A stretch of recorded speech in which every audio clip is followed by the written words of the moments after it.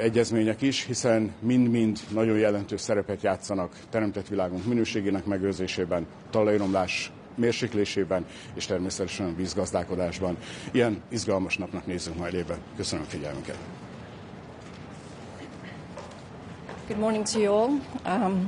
Thank you very much for being here. As you heard beforehand, on the first formal meeting of the Environment Council under the Hungarian presidency. Today, apart from the issues mentioned beforehand by the Minister, we're going to be concentrating on the COP29 because we're going to adopt Council conclusions. We hope for a swift adoption and for the constructive approach from the Member States. And apart from that, there is a third very important international issue in this semester, and that is going to be in Busan, Korea.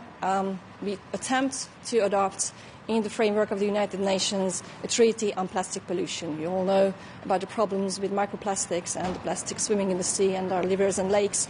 It's important to focus on that, and we finally would like to have the final conclusions, the final comments and approach from the Member States to give us some advice for the November meeting.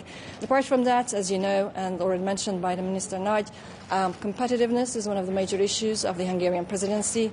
And in light of that, during the lunch, we are going to have discussions on the Draghi report because we would like to focus on the environment and climate policy aspects of this report. And also, finally, as a major item on our agenda, we're going to be taking stock of the progress on chemicals because we have a chemical strategy and we would like to give some advice for the new Commission, and we would like to hear the point of view of the Member States on that. Thank you very much. Bocsánat, magyarul, ha megengedik. Köszöntöm innen itt is magyarul mindazokat, akik most megjelentek a sajtó részéről. Ahogy miniszter úr is elmondta, az egyik fő iránymutatás nekünk a versenyképesség, és a versenyképesség, illetve a környezetvédelmi prioritások határozták meg Magyarország számára azt, hogy hogyan rendezi ezt a fél évet. Magyarország számára az átfogó versenyképességi aspektusokon túl a cél az, hogy megakadályozzuk a további szennyezéseket, hogy megőrizzük a biodiverzitást, és hogy a klímaváltozás kapcsán is megfelelő lépéseket tegyünk, és alkalmazkodjunk az új helyzethez. A mai napnak a programjai is erről szólnak, a Draghi jelentésről beszélünk, hiszen versenyképességet a klíma és környezetvédelem kapcsán is meg kell beszélnünk. Ezen felül pedig 3 nemzetközi esemény, egy műanyag egyezmény, a klímavédelmi ENSZ egyezmény és a biodiverzitás egyezmény kapcsán is megbeszéljük a tagállamokkal, hogy mi legyen az Európai Unió stratégiája, hogyan tárgyaljunk a jövőben.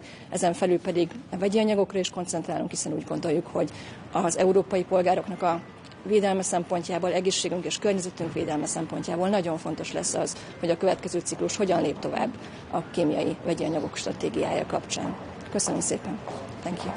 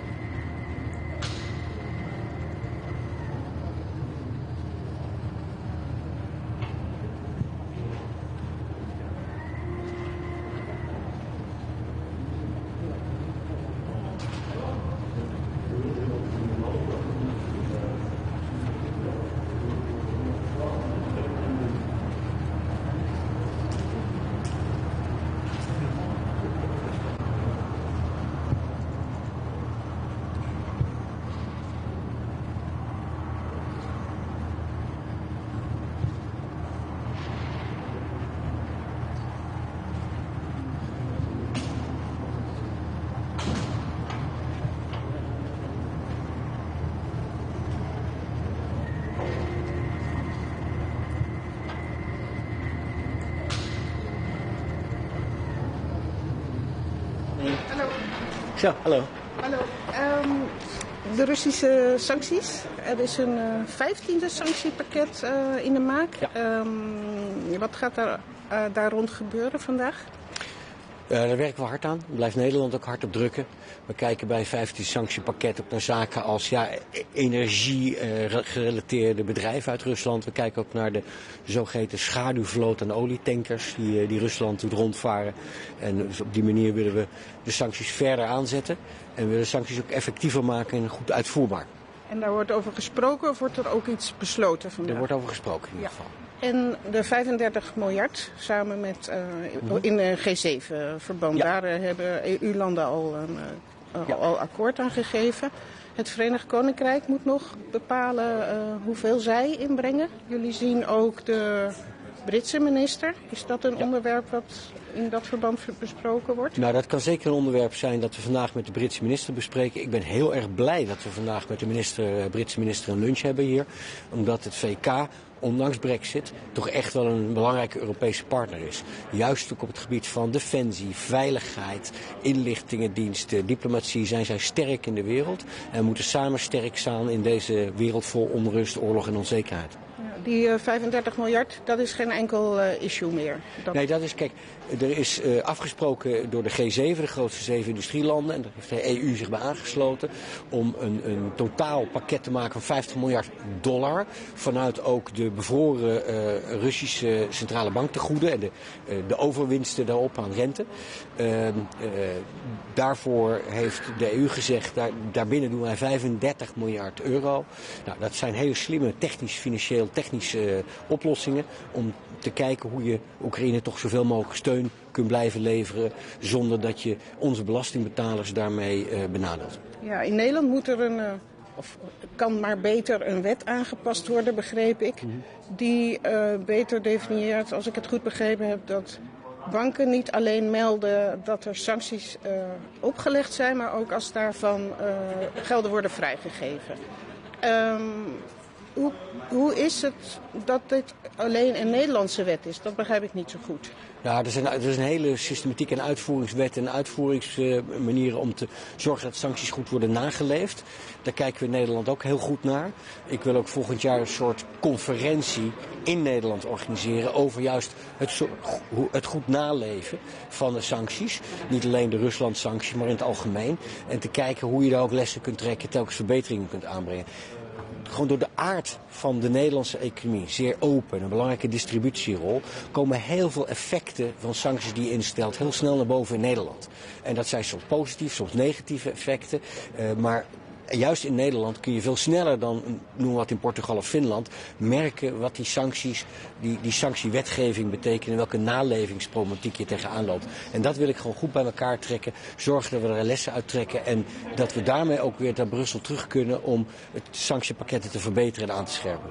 En dat is dan een Nederlands nationale zaak, maar hoe moet ik me dat dan voorstellen? Dat ABN AMRO Russisch tegoed heeft bevroren en dan opeens ziet van er is een firewall opgelegd en nu is dat vrij.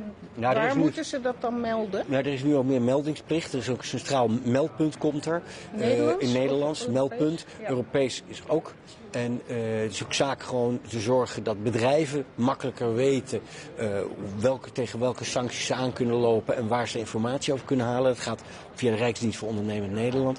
Maar dit zijn allemaal elementen waarvan ik zeg, dat moet je continu goed tegen het licht houden en kijken hoe we daar verder in kunnen verbeteren. Want wij willen gewoon ook zeker het huidige kabinet, wil gewoon dat we die sancties gewoon goed naleven zoals ze bedoeld zijn.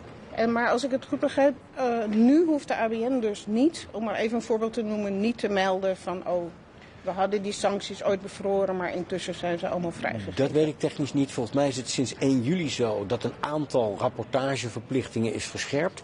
Waardoor ook het beeld scherper wordt gesteld welke tegoeden zijn bevroren. Dan gaat het overigens over private tegoeden van Russische bedrijven of entiteiten of personen. Waar we het hier over hebben met die 50 miljard en die 35 miljard. Dat gaat over de Russische centrale banktegoeden. Ja. Dat is echt wezenlijk iets anders. Ja, inderdaad. Nog even over Poseidon. De Poseidon-missie, daar doet een stafchef mee, een Nederlandse stafchef. Er wordt iets verlengd. Zijn er nieuwe plannen om nog mee te doen aan maritieme missies in Nederland? Nou, op dit moment hebben we die schepen niet beschikbaar. Want die zijn natuurlijk ook draaien mee in NAVO-verplichtingen, NAVO-oefeningen en dergelijke. Maar we blijven dus wel bij zo'n missie betrokken en hebben daar dus ook onze staffunctionaris. Goedemorgen, ik wil u vragen naar de Iraanse revolutionaire garde. Ja. Nederland wil al lang dat dit islamitische leger van Iran op de EU-terreurlijst komt.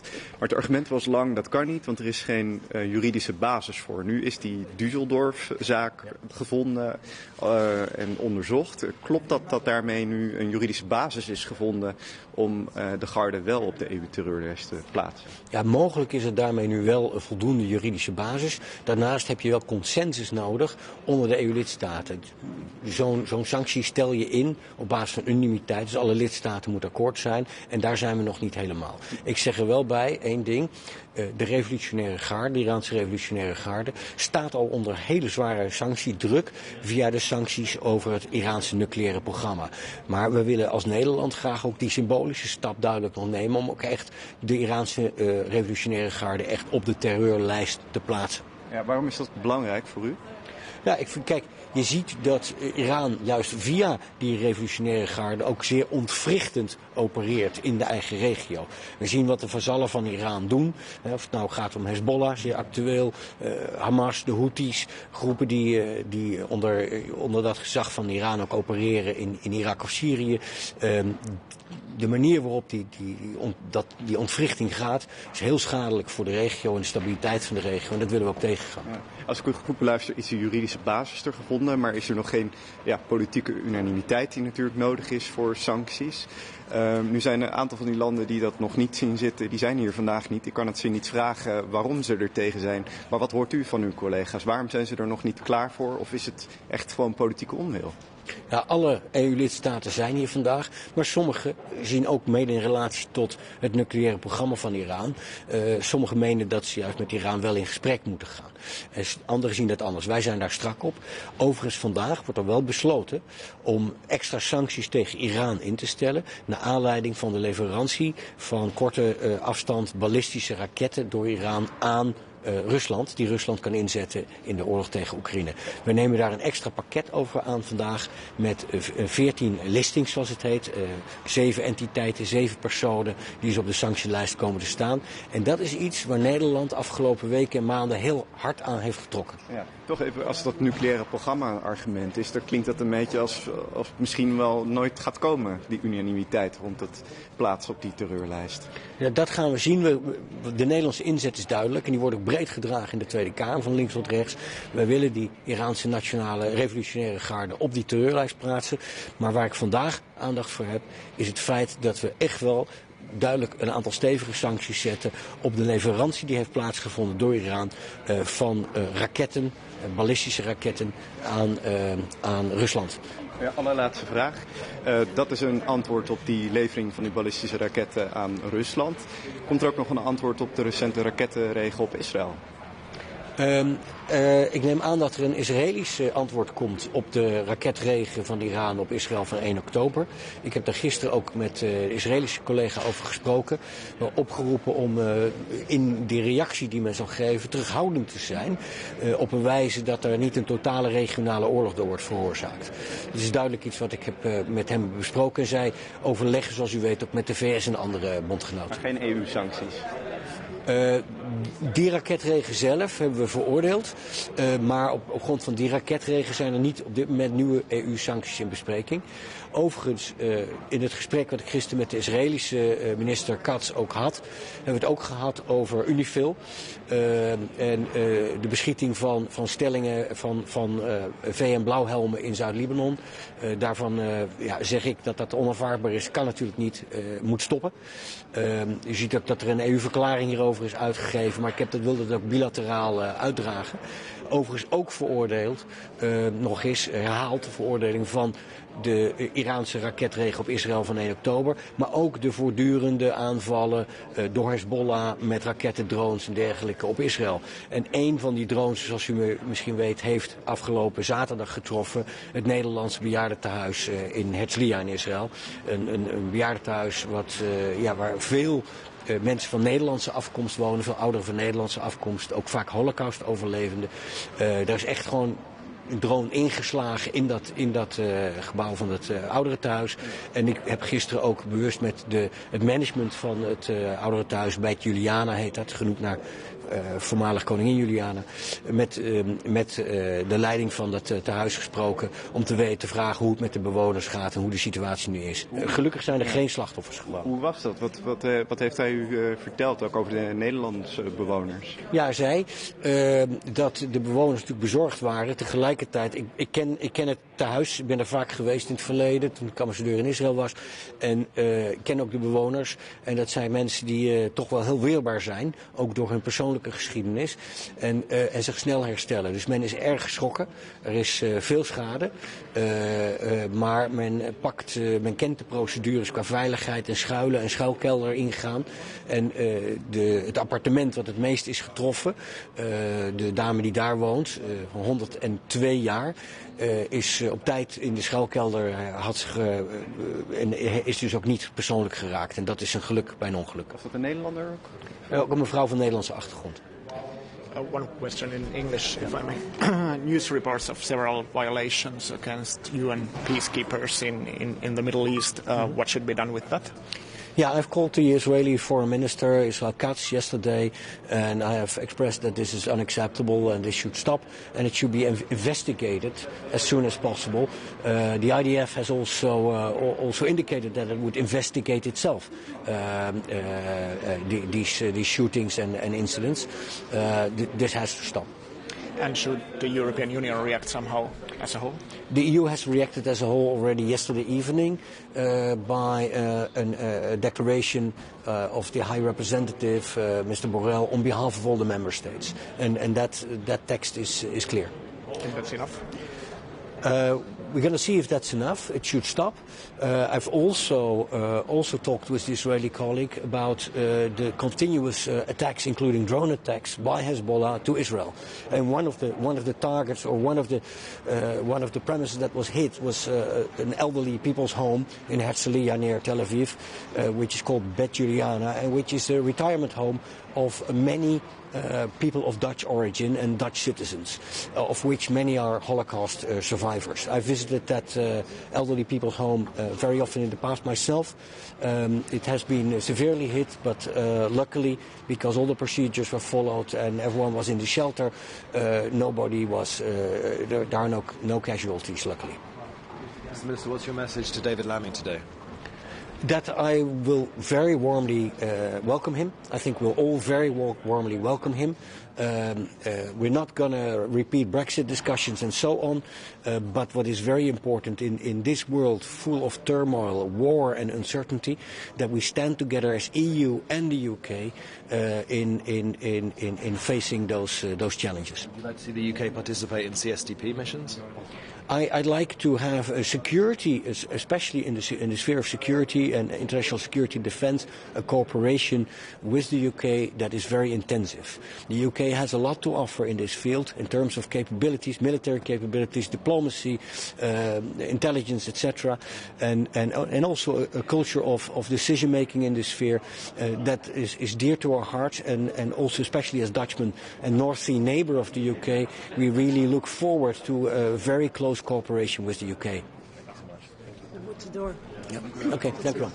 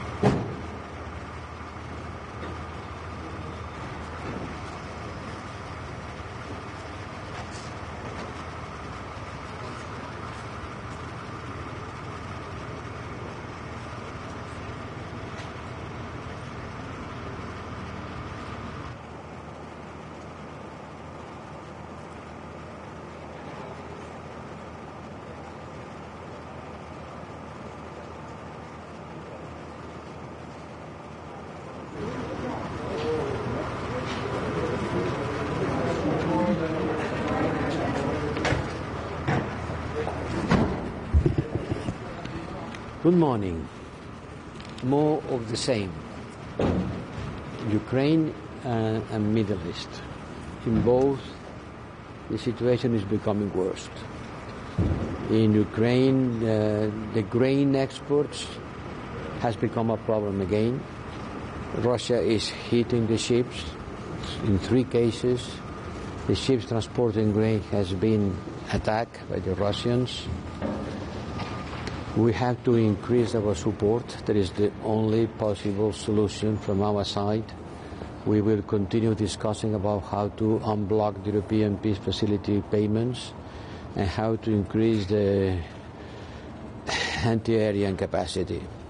We have to end with the cycle, they destroy, we repair. We have to avoid destruction. The winter is already there.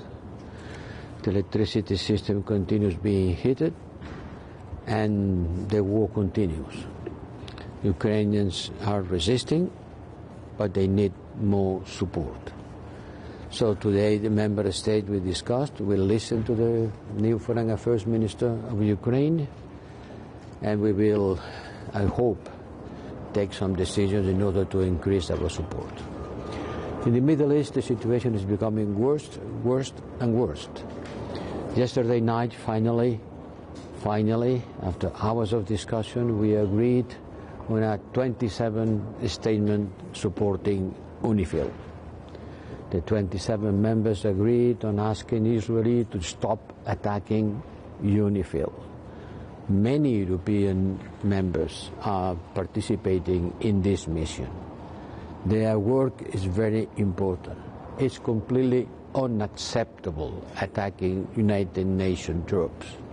And I want to remind everybody that it's not the Secretary General of United Nations who decides about this mission staying or not staying.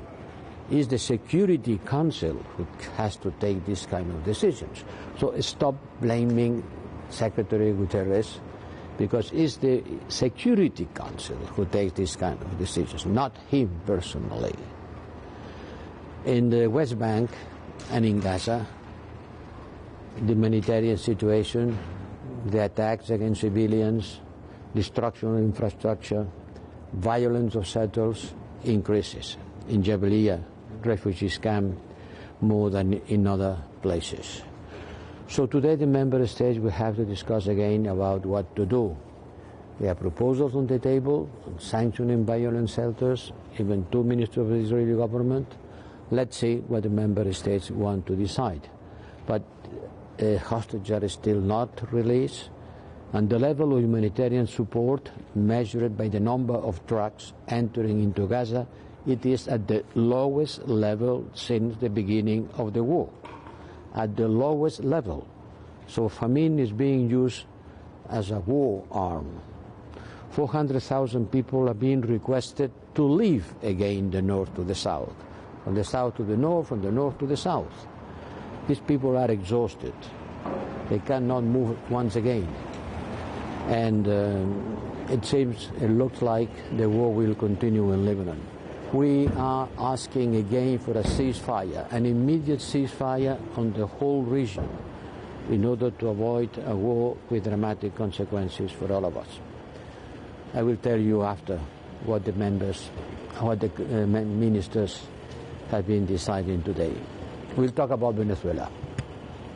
And certainly we'll also consider our partnership with Morocco, and I'm sure the Council will stress how important is this partnership. Mr. Borrell, would you support, even on a personal level, the call by Mr. Macron and the Spanish Prime Minister to stop providing arms to Israel? Now, on that there is quite an important division, because you could cite other members who were just in the opposite situation, asking for more arms delivered into Israel. So this is national competence. Member states are strongly divided, and I'm sure we will discuss about it.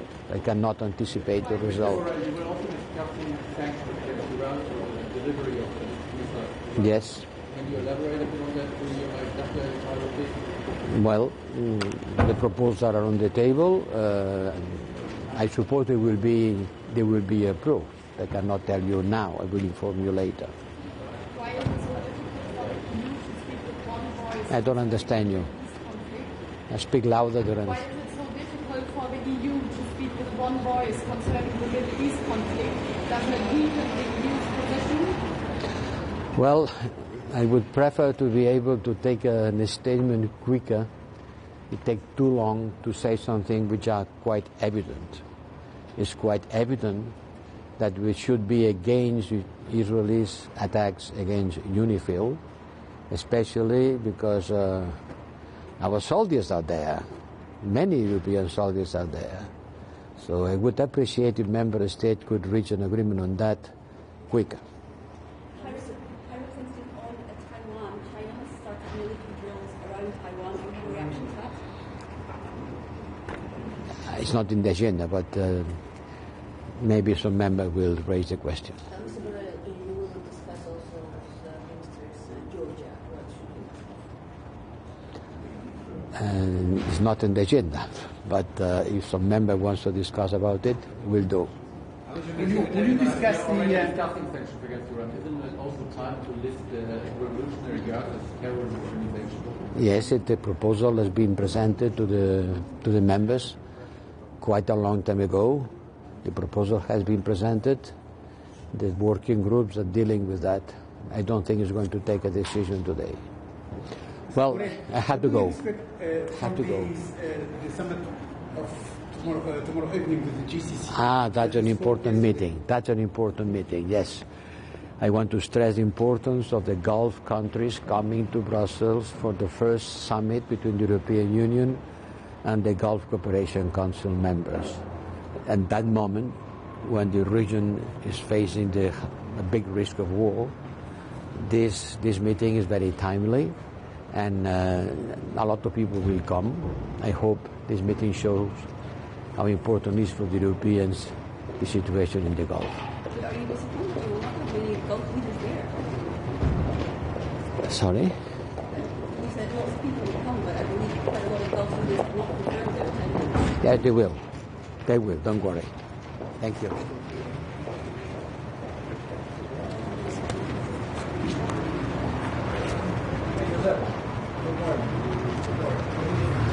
Attackerna mot FN-styrkan, vad säger du om det? Vi fördömer dem tillsammans med samtliga EU-länder. Den här FN-styrkan måste fredas. Det är ett oerhört viktigt uppdrag. Och Israel måste också förklara sig. Fick kör det, tappa bort mig. Ja, men vad kan EU göra? Jag menar, det är ju egentligen ganska drastiskt, tänker man, om det ska finnas en fredsbevarande styrka på plats och så säger den ena parten att nej, men nu får ni flytta på er. Nej, men det är mycket drastiskt och vi måste stå upp för det viktiga mandat som FN-styrkan har för personalens säkerhet. Och vi måste naturligtvis använda vår röst. Jag tycker att det är en styrka att vi nu har samlat samtliga 27 medlemsländer i EU i ett fördömande av detta. Och precis som jag sa så förväntar vi oss nu också en förklaring från Israel. Nu, Sverige har ju inga deltagare i den här, men det finns flera av de andra EU-länderna. Vilket ju gör att, men annars har man ju pratat om att EU är inte på plats på det sättet rent fysiskt i den här konflikten. Men nu finns ju ändå EU personal på plats. Vad innebär det för utvecklingen vidare? Nej, men det är klart att det skapar stor oro och återigen, det är ju därför det är så viktigt att vi nu har samlat oss i ett gemensamt fördömande och det är viktigt att det internationella samfundet håller trycket uppe och att vi tydligt visar vårt stöd för UNIFILs viktiga uppdrag också att kräva en förklaring. Ser du något läge där åtminstone EU-länderna skulle säga att nej, men för säkerhets skull så drar vi oss tillbaka? Jag tänker inte spekulera i det. Om vi tittar i Mellanöstern i stort, det som händer i södra Libanon, det är väldigt många, över 1 miljon människor som är på flykt i Libanon. Du som är tidigare migrationsminister, hur ser du, hur orolig är du över utvecklingen där? Kan det bli en ny migrationskris?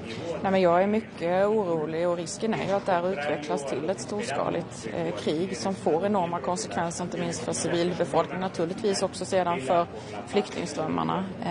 Väldigt många människor är på flykt redan, många inom det egna landet. Sverige har ju nyligen aviserat ett nytt humanitärt stöd till Libanon på över 83 miljoner kronor. Och det här är ju viktigt för att mildra lidandet, inte minst hos barnen. När det gäller EU-insatsen, EU-BAM där i Gaza, hur går det med den? Hur går det framåt? Vi får återkomma till det, men det är naturligtvis väldigt viktigt. När det gäller situationen i Gaza så är vi otroligt bekymrade över den också. Det är därför som Sverige har gått in med så stort humanitärt stöd. Och vi står fullt ut bakom de krav som ställs på humanitärt tillträde, men naturligtvis också en vapenvila och omedelbart frigivande av gisslan.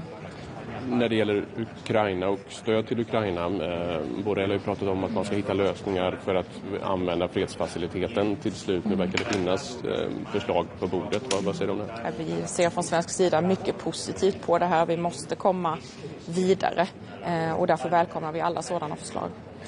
Men det här med, som det låter då, valfria eller frivilliga bidrag, hur skulle det kunna fungera och vad skulle Sverige bidra med? Nej, men vi vill ju stödja så långt vi bara kan och vi kommer fortsätta stötta Ukraina så länge som det krävs. Så kan man nu hitta en lösning så är vi mycket positiva till det och sen är det klart att vi får titta på hur detaljerna ser ut framöver, men vi är beredda att stötta det här fullt ut. Om några veckor här är det val i USA där en av kandidaterna vill, det är osäkerhet i alla fall kring hur Ukraina-stödet kommer se ut från amerikanskt håll och han kan ju avsluta det här kriget på en dag, säger han. Alltså hur oroad är du över det amerikanska valet? Ja, men vi följer naturligtvis det här mycket nära, precis som övriga europeiska kollegor gör det. Och jag är övertygad om att oavsett hur valet faller ut så kommer det att innebära förändringar i samarbetet, för det gör det alltid efter ett val. Men det är otroligt viktigt att Sverige och EU fortsätter att ha ett gott samarbete med den administration som tillträder och att vi fortsätter att hålla uppe trycket när det gäller behovet av stöd till Ukraina. 2 andra val på gång, Moldavien på lördag till helgen, Georgien veckan efter. Ser du på läget där? Jag är ju framförallt bekymrad över om de här befolkningarna inte får göra fria och självständiga val. Därför är det ett mycket tydligt budskap från oss att det är viktigt att rösta och att man ska kunna göra det utan påverkan från andra. Och vi ser med stor oro på de ryska hybridaktiviteterna som också syftar till att påverka befolkningen i de här länderna. Och det finns ju uttalanden när det gäller Georgien från EUs sida. Samtidigt har vi ordförandelandet och Ungern och Orbán som säger utåt officiellt att det är frid och fröjd i Ungern. Det här ni gör alldeles utmärkt. Georgien, vad sa jag? Ungern. Georgien. Också. Ja, det är det. Men vad säger du om Ungerns agerande och Orbáns uttalande om läget i Georgien? Det får ju någonstans stå för honom. Det är klart att vi är bekymrade över Ungerns inriktning på flera områden och hur det också har använts under det ungerska ordförandeskapet, vilket också försvårat våra möjligheter att komma fram, till exempel när det gäller sanktioner. Det är egentligen oacceptabelt.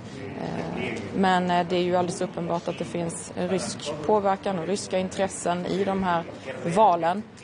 Och därför är det än viktigare att EU klart och tydligt står upp för befolkningarnas rätt att själva välja. Om vi har liksom EU som kritiserar till exempel den så kallade agentlagen eller hbtqi-lagar i Georgien och säger att ni går åt fel håll här, ni närmar er inte EU, samtidigt har vi då liksom Orbán och Ungern som säger att ni går åt rätt håll. Är inte det väldigt allvarligt? Jo, men det är klart att vi ser ju hur utvecklingen verkligen går åt fel håll och där det är viktigare än någonsin att vi står upp för de här grundläggande mänskliga rättigheterna. Och sen är det klart att vi fortsätter försöka nå konsensus i våra uttalanden från EU och att vi får jobba också starkt bilateralt mot exempelvis Ungern. Tack. Ja, tack.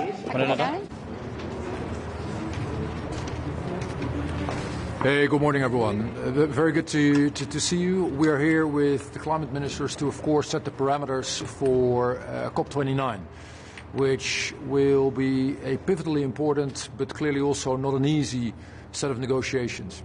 I just returned from Baku, where we had the pre-COP, fruitful discussions with partners from across the globe to discuss how to embark on the financing of more climate action and how to make sure that what we call the UAE consensus, so all the measurements and all the agreements we reached 1 year ago, that we continue to push these forward.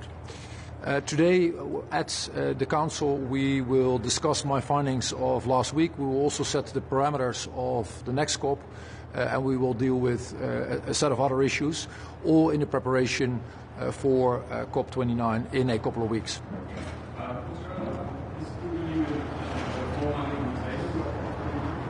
What I've stressed also in the couple of days at the pre-COP is that the climate financing will need more effort from everyone involved. That means private sector financing, it means public sector financing, and what we do need is not only a commitment from the Europeans, but also making sure that others with the ability to pay rise to the occasion and take their responsibility. That is what is at the table.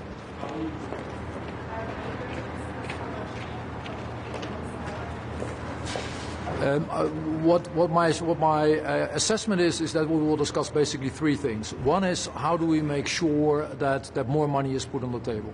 Secondly, what is needed to make sure that the money actually lands with those most in need. Think about the small island development states and the least developed countries, particularly in Africa.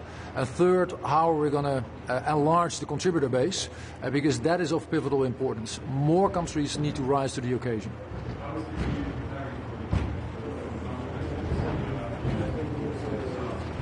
Sorry, say again. I couldn't hear. Look, regardless who is in the White House and regardless who is in office in any of the governments, the world has a tremendously important and crucial task ahead of it to do more in terms of climate action. That is what should unite us, and therefore we are all set to continue to work together. What we have always said is that is a choice for member states. A range of our member states are very attached to member states across the political spectrum. Others have an opposing view. What we have always said as a Commission is that it is up to member states. It is their assessment, and it is part of our taxonomy, and therefore it is part of the solution space. As last time. So I'm having a range of conversations with MEPs all across the spectrum, and I'm studying like there's no tomorrow. Thank you. Wie geht's? Wie geht's dir? Freut mich sehr. Deine Freunde sind schon hier. Ja. Meine Freunde, deine Freunde. Ja.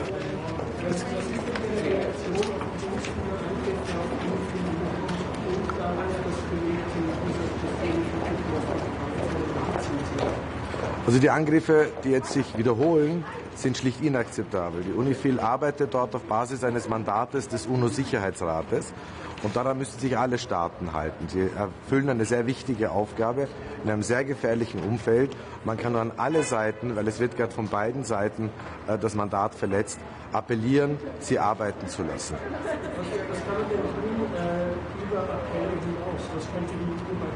Also wir sind ja nicht reiner Beobachter. Wir haben über 120 Soldatinnen und Soldaten, Österreicherinnen und Österreicher dort vor Ort, die logistisch eine enorm wichtige Aufgabe erfüllen. Ich habe noch vor 2 Wochen mit der Verteidigungsministerin eine Videokonferenz mit unseren Soldatinnen und Soldaten vor Ort gehabt. Und ich bin wirklich beeindruckt von der Moral, die sie zeigen und vom Engagement. Die UNIFIL leistet dort eine unglaubliche Arbeit und wir müssen sie auf jeder Ebene unterstützen. Logistisch, aber auch moralisch durch Appelle. Ich habe gestern noch mit dem israelischen Außenminister Kontakt gehabt, habe sehr klar unsere Position verdeutlicht, dass diese Angriffe aufhören müssen. Sie müssen natürlich auch der Aufruf an die Hisbollah, das ist ganz klar, dass sie sich zurückziehen, dass sie endlich das machen, was vom UNO-Sicherheitsrat seit Jahr und Tag von ihnen gefordert wird. Was aber sicher auch nicht geht, dass man von einer Seite sagt, die UNIFIL soll ihr Mandat beenden, soll sich zurückziehen. Das ist nicht an einem UNO-Staat, so etwas zu beschließen. Das ist ein gemeinsamer Akt des Sicherheitsrates gewesen, den sich alle UNO-Staaten zu halten haben. Was ist denn die Gefahr darin, wenn es nur ein Weg für das UNIFIL könnte, das ein Präzedenzfall sein? Wir haben das ja leider Gottes schon in der Vergangenheit erlebt, dass UNIFIL, wenn es hier zu Konfliktsituationen kommt, natürlich sozusagen zwischen Stein und Amboss sind oder zwischen Hammer und Amboss. Das ist immer eine gefährliche Situation. Deshalb, glaube ich, ist es umso wichtiger, dass wir ganz genau hinschauen, sehr deutlich reagieren, wenn hier Verletzungen stattfinden und sie unterstützen. Wichtig ist, dass wir klar vermitteln, es gibt einen Grund, warum die UNIFIL dort ist seit Jahr und Tag. Und dieser Grund ist nicht verschwunden, er ist eigentlich jetzt gerade stärker geworden. Wir brauchen auch Augen und Ohren vor Ort. Ich sage nicht, dass jeder Angriff jetzt bewusst geschehen ist. Wir haben eine Situation erlebt, wo ich mir beschreiben habe lassen, dass da durchaus in diesen Konfliktsituationen, Angriffssituationen, zum Beispiel ein Panzer irgendwie ins Gebiet eindringt, ins Camp, weil sie versuchen gerade IDF-Soldaten, die verletzt wurden und angegriffen wurden, zu schützen. Bitte vergessen wir auch nie in diesem Zusammenhang, wer seit dem 8. Oktober unablässig Raketen auf Israel schickt, jetzt letzte Nacht wieder 4 Tote verursacht hat. Das ist eine Terrororganisation, die heißt Hisbollah und die einfach jeden Tag internationales Recht mit Füßen tritt.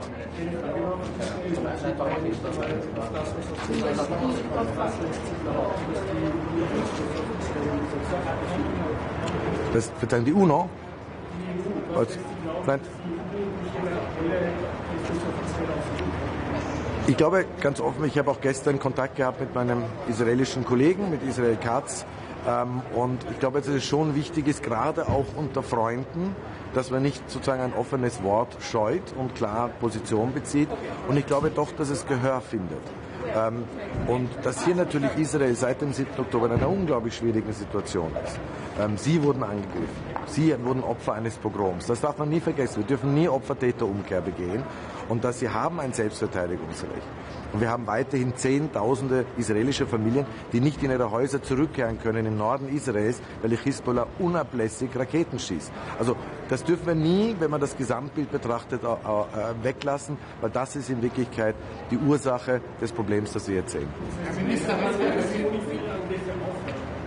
Verzeihung? Das heißt, Sie rechnen damit, dass die Angriffe von Das Appell ist ganz klar, keine Angriffe, das ist inakzeptabel auf die Blauhelme, auf die Soldaten. Immerhin 16 Mitgliedstaaten sind dort, der EU sind dort auch vertreten, dass die aufhören müssen und dass hier klar unterscheiden werden muss. Es ist ein Faktum, dass natürlich die Hisbollah teilweise ihre Stellungen ganz bewusst, so ähnlich wie es die Hamas auch in Gaza macht, ganz bewusst in der Nähe von UNIFIL-Stützpunkten und Bunkern eingerichtet hat. Aber da ist auch klar der Appell an die IDF, sie müssen unterscheiden zwischen den Terroristen der Hisbollah und den Blauhelmen, die eine ganz wesentliche Aufgabe erfüllen. So. Yeah. Well, the attacks we have witnessed in the last couple of days on the blue helmets in UNIFIL are simply unacceptable, and we call on all parties to respect the mandate. They are working there because of a mandate of the UN Security Council, and it's not up to one state or even terrorist organization like Hezbollah to try to change that. They're doing a tremendously important job, and Austria is not a bystander. We have more than 120 soldiers, male and female, in the camps. So we are very much concerned. We have reached out to our Israeli friend to make our position very clear. No, they will not withdraw. No, yes, they will continue to fulfill their mandate. And yes, we demand on each and every party to respect this mandate and respect the security and safety of our blue helmets, which has to be ensured at each and every occasion.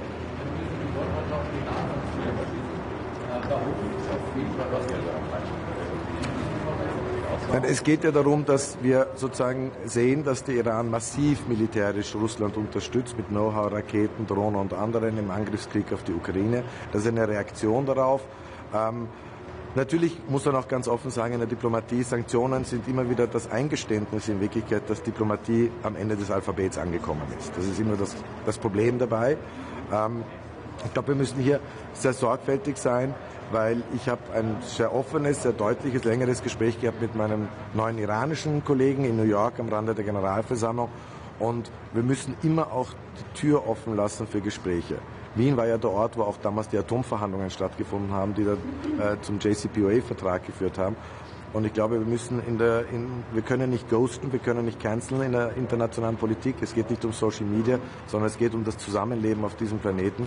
Ja, das iranische Regime bei jeder Wegkreuzung wählt die falsche Abzweigung und geht in die falsche Richtung. Aber ich glaube, wir müssen immer auch in der Lage sein, hier gewisse Dialogkanäle offen zu halten.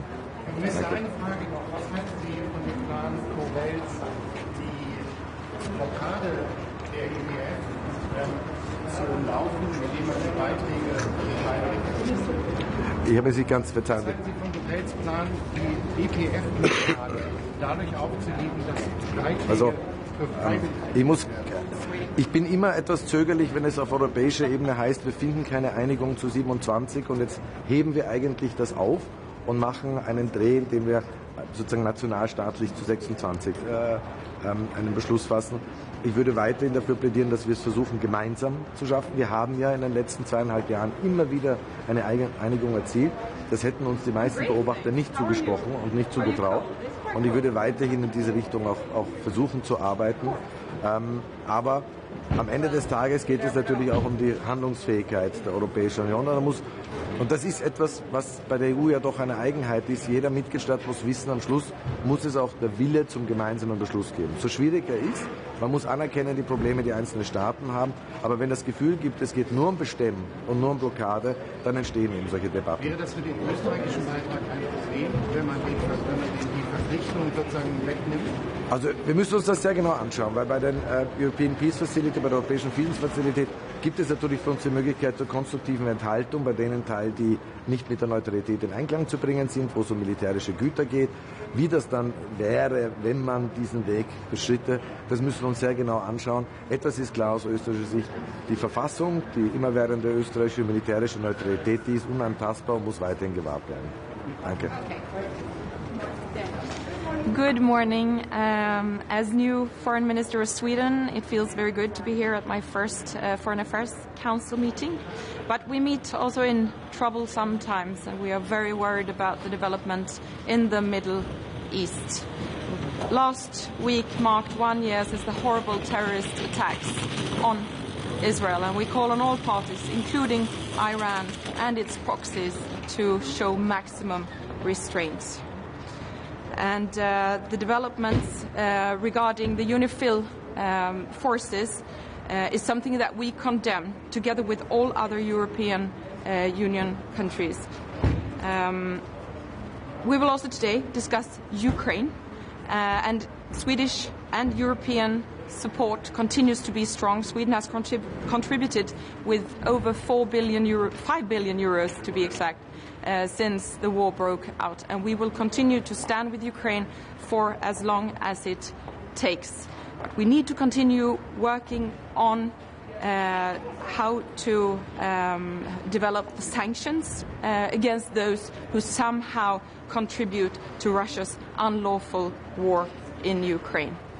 On a happier note, I look forward to the lunch with UK Foreign Secretary, Mr. Lammy. UK is a strategic partner to the EU, and I think we both benefit a lot from working closely together on foreign policy, but also on security policy. Thank you very much. Discussing sanctions against Israel, why is the authority when time ready to also designate the revolutionary terrorists? I think on your second question, that time has come. And there are discussions going on. Sweden believes it is important, and we have a unanimous parliament behind us in that stance. Today we will make new decisions which are important on several individuals and entities regarding sanctions on Iran. Perfect. Thank you very much. Thank you. Thank you so much.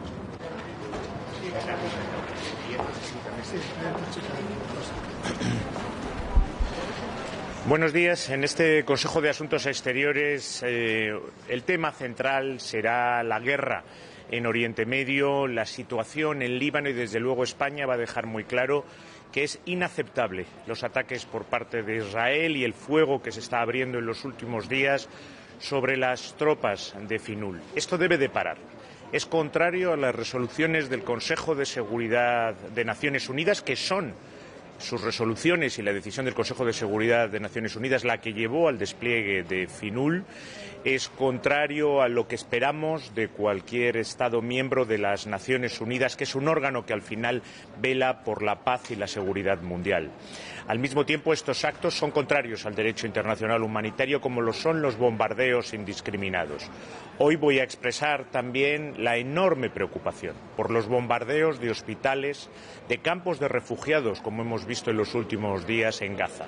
Voy a pedir una vez más un alto el fuego permanente en Gaza, una tregua en Líbano, el respeto a la resolución 1701 por parte de todas las partes, el cese del lanzamiento de cohetes por parte de Hezbollah a Israel, que también condenamos y deploramos, como hemos visto ayer, y la liberación incondicional de todos los rehenes, y que todo ello permita la entrada inmediata de ayuda humanitaria urgente y que podamos avanzar en esa conferencia de paz por la que España va a trabajar incansablemente para implementar la solución de dos estados. Las tropas españolas en estos momentos se encuentran bien y traslado una vez más nuestro apoyo total a la Finul, a la labor que realiza Finul, que sigue siendo una labor válida y necesaria en estos momentos de guerra, y al secretario general de Naciones Unidas y a las Naciones Unidas por el papel indispensable que juegan.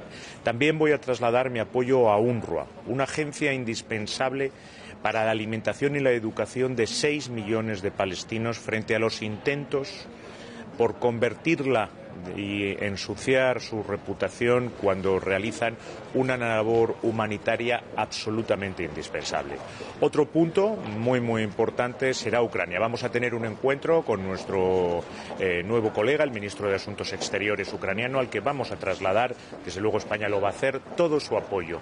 En estos momentos en los que encara un nuevo invierno, en que las necesidades eléctricas van a ser muy grandes por esa destrucción masiva que está realizando Rusia y que es contraria al derecho internacional también, porque afecta directamente a los civiles de todo su sistema eléctrico. Por eso España hace donaciones de generaciones a través de su cooperación al desarrollo, y vamos a trasladar, por supuesto, nuestro apoyo también desde un punto de vista militar y humanitario, y esperamos que se puedan desbloquear cuanto antes los activos congelados para que reviertan en el apoyo a Ucrania que hoy trasladaremos todos. Y vamos a tener un almuerzo con el nuevo ministro de Asuntos Exteriores del Reino Unido, David Lammy.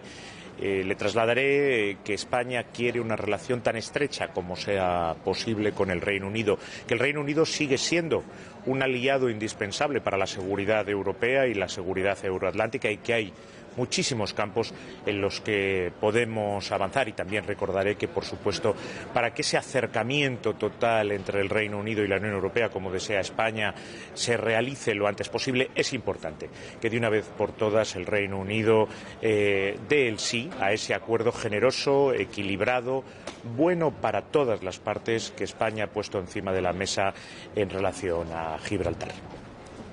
Quería preguntar sobre la misión Finul en el Líbano. ¿Cómo se puede garantizar la seguridad de las tropas? ¿España se plantea de alguna manera algún tipo de repliegue? Como sabe, la FINUL está desplegada por una decisión del Consejo de Seguridad de Naciones Unidas y solo el Consejo de Seguridad de Naciones Unidas puede decidir el repliegue de la FINUL. La FINUL, y así lo constatan todos los actores que realmente tienen voluntad de que cumpla su misión, la sigue cumpliendo en estos momentos. Sigue ocupando posiciones que son fundamentales para permitir que no se dé un enfrentamiento todavía mayor que el que se está produciendo en estos momentos. Recordemos que Líbano es además un Estado soberano, que por lo tanto toma sus propias decisiones. Por parte de España, el apoyo a la FINUL, el apoyo a Naciones Unidas, al secretario general de Naciones Unidas es total. Nuestras tropas se encuentran bien. Estoy en contacto permanente con el secretario general adjunto Lacroix, encargado de las operaciones de mantenimiento de la paz de Naciones Unidas, y él me traslada que las posiciones que toman todas las tropas de FINUL somos 50 estados los que la componemos y son 10.000 soldados, les permiten estar protegidos. Lo que es inaceptable y lo único que pone en riesgo a esas tropas son esos ataques que hemos visto y esa apertura de fuego sobre posiciones de FINUL por parte de Israel, que nosotros condenamos, que deben cesar inmediatamente y no volverse a reproducir, y que son contrarias al derecho internacional humanitario. Quiero recordar de nuevo que es el Consejo de Seguridad de Naciones Unidas el que con sus resoluciones decidió el despliegue de esa fuerza, y le corresponde, por supuesto, al Consejo de Seguridad de Naciones Unidas, con todos los Estados miembros que participamos y todos aquellos que somos parte de Naciones Unidas, incluido Israel, proteger esas resoluciones, defenderlas, aplicarlas y, por lo tanto, proteger y defender a las tropas de FINUL, que lo que hacen es una labor por la paz y en favor de la paz. Estados Unidos ha anunciado que va a desplegar más defensas aéreas en Israel y personal para operarlas. ¿Cree que está más cerca un conflicto con Irán directo? Mire, no comento decisiones de otros estados. Desde luego yo le puedo decir cuál es la posición de España. Y la posición de España es que Oriente Medio no necesita más armas. Por eso nosotros tomamos a partir del 7 de octubre, la decisión de no conceder nuevas licencias de exportación con armamento que tenga destino final Israel. Por eso tampoco permitimos a los buques con cargamento de armas hacia Israel hacer escala en nuestros puertos. Lo que tiene que abrirse paso es la diplomacia. Y desde luego la situación ya es enormemente grave, de una gravedad extrema. Tenemos una catástrofe humanitaria en Gaza y vemos esos bombardeos de campos de refugiados que rechazamos completamente, de hospitales en Gaza, una violencia creciente en Cisjordania y una guerra sobre el terreno en un Estado soberano como es el Líbano. No queremos que esta guerra se convierta en una guerra total y que involucre todavía a más actores. Hay una vía que es la diplomacia, hay una vía para la paz, que es la conferencia de paz que España lleva meses poniendo encima de la mesa, por la que no vamos a cejar de trabajar y que ya congrega en torno a ella a 90 Estados miembros. Esa es la vía, y la vía que israelíes y palestinos han negociado durante décadas, que es la solución de dos estados, ponerlo en marcha, un auténtico Estado palestino, y que sea el Estado palestino que viva en buena vecindad con el Estado de Israel el que garantice la paz y la seguridad del otro. Sobre el Reino Unido, ¿cree que la falta de concluir este acuerdo sobre Gibraltar puede entorpecer el reseteo de la nueva relación como viene pidiendo Londres? Bueno, ese acuerdo es una parte del acuerdo de retirada. Para España es una parte muy importante. Nosotros deseamos ver un acercamiento del Reino Unido. Yo lo voy a trasladar hoy así a mi colega David Lammy y al resto de los 26 ministros de Asuntos Exteriores de la Unión Europea. Además, lo he dicho en la reunión que tuve en Londres, se lo trasladé a David Lammy en muchas ocasiones. Nosotros queremos la relación más estrecha posible entre el Reino Unido y la Unión Europea. España es el país de la Unión Europea con la mayor colonia de ciudadanos británicos perfectamente integrados entre nosotros, y tenemos una enorme conectividad, inversiones cruzadas, pero evidentemente hay que resolver esta situación en relación a Gibraltar. España tiene ya desde hace muchos meses un acuerdo equilibrado, generoso, que es respetuoso con el acervo de la Unión Europea, como no puede ser de otra manera, y que garantiza la libertad de circulación de personas y la libertad de circulación de mercancías. No existe ningún motivo para que el Reino Unido no dé ya su sí a este acuerdo. Sin ese sí, lo que sí vemos es que no comprenderíamos un acercamiento a la Unión Europea cuando no se acepta un acuerdo que es respetuoso con el acervo de la Unión Europea en el espacio Schengen y la Unión Aduanera. ¿qué más puede hacer la Unión Europea para que Nuno González sea presidente en enero? Una vez más, un Consejo de Asuntos Exteriores más es a petición de España y solo a petición de España que Venezuela entre en el Consejo de Asuntos Exteriores. Es así en todos los Consejos de Asuntos Exteriores desde el 28 de julio. Vamos a analizar entre todos la situación, vamos a ver cómo puede avanzar la voluntad democrática de los venezolanos que la expresaron libremente el 28 de julio, siendo siempre una solución que tiene que ser venezolana, tiene que venir de los propios venezolanos, tiene que ser una decisión soberana de los venezolanos. No puede venir impuesta desde fuera y, por supuesto, tiene que ser pacífica. Vamos a analizar todo eso y, por supuesto, yo voy a poner encima de la mesa de nuevo la inaceptable situación de nuestros dos ciudadanos, los dos españoles que están injustamente retenidos en estos momentos en Venezuela, como hay también un ciudadano checo, mi colega checo me lo recuerda.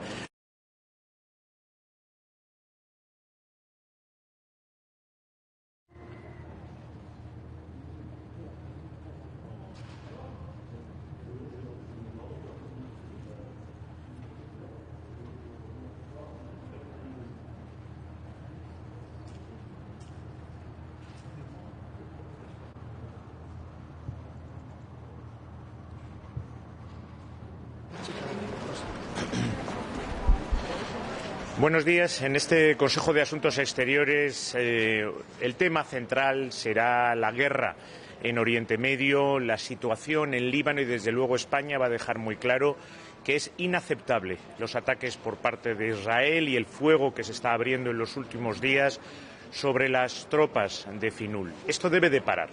Es contrario a las resoluciones del Consejo de Seguridad de Naciones Unidas, que son sus resoluciones y la decisión del Consejo de Seguridad de Naciones Unidas la que llevó al despliegue de Finul. Es contrario a lo que esperamos de cualquier Estado miembro de las Naciones Unidas, que es un órgano que al final vela por la paz y la seguridad mundial. Al mismo tiempo, estos actos son contrarios al derecho internacional humanitario, como lo son los bombardeos indiscriminados. Hoy voy a expresar también la enorme preocupación por los bombardeos de hospitales, de campos de refugiados, como hemos visto en los últimos días en Gaza. Voy a pedir una vez más un alto el fuego permanente en Gaza, una tregua en Líbano, el respeto a la resolución 1701 por parte de todas las partes, el cese del lanzamiento de cohetes por parte de Hezbollah a Israel, que también condenamos y deploramos, como hemos visto ayer, y la liberación incondicional de todos los rehenes, y que todo ello permita la entrada inmediata de ayuda humanitaria urgente y que podamos avanzar en esa conferencia de paz por la que España va a trabajar incansablemente para implementar la solución de dos Estados. Las tropas españolas en estos momentos se encuentran bien y traslado una vez más nuestro apoyo total a la Finul, a la labor que realiza Finul, que sigue siendo una labor válida y necesaria en estos momentos de guerra, y al secretario general de Naciones Unidas y a las Naciones Unidas por el papel indispensable que juegan. También voy a trasladar mi apoyo a UNRWA, una agencia indispensable para la alimentación y la educación de 6 millones de palestinos frente a los intentos por convertirla y ensuciar su reputación cuando realizan una labor humanitaria absolutamente indispensable. Otro punto muy importante será Ucrania. Vamos a tener un encuentro con nuestro nuevo colega, el ministro de Asuntos Exteriores ucraniano, al que vamos a trasladar, desde luego España lo va a hacer, todo su apoyo en estos momentos en los que encara un nuevo invierno, en que las necesidades eléctricas van a ser muy grandes por esa destrucción masiva que está realizando Rusia y que es contraria al derecho internacional también, porque afecta directamente a los civiles de todo su sistema eléctrico. Por eso España hace donaciones de generaciones a través de su cooperación al desarrollo, y vamos a trasladar, por supuesto, nuestro apoyo también desde un punto de vista militar y humanitario, y esperamos que se puedan desbloquear cuanto antes los activos congelados para que reviertan en el apoyo a Ucrania que hoy trasladaremos todos. Y vamos a tener un almuerzo con el nuevo ministro de Asuntos Exteriores del Reino Unido, David Lammy.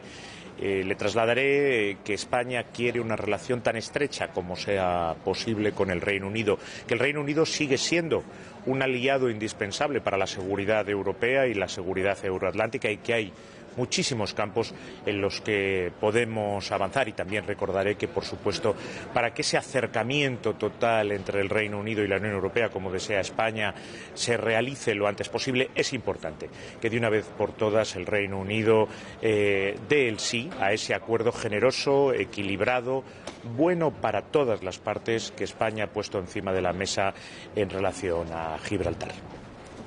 Te quería preguntar sobre la misión FINUR en el Líbano. ¿Cómo se puede garantizar la seguridad de las tropas? ¿España se plantea de alguna manera algún tipo de repliegue?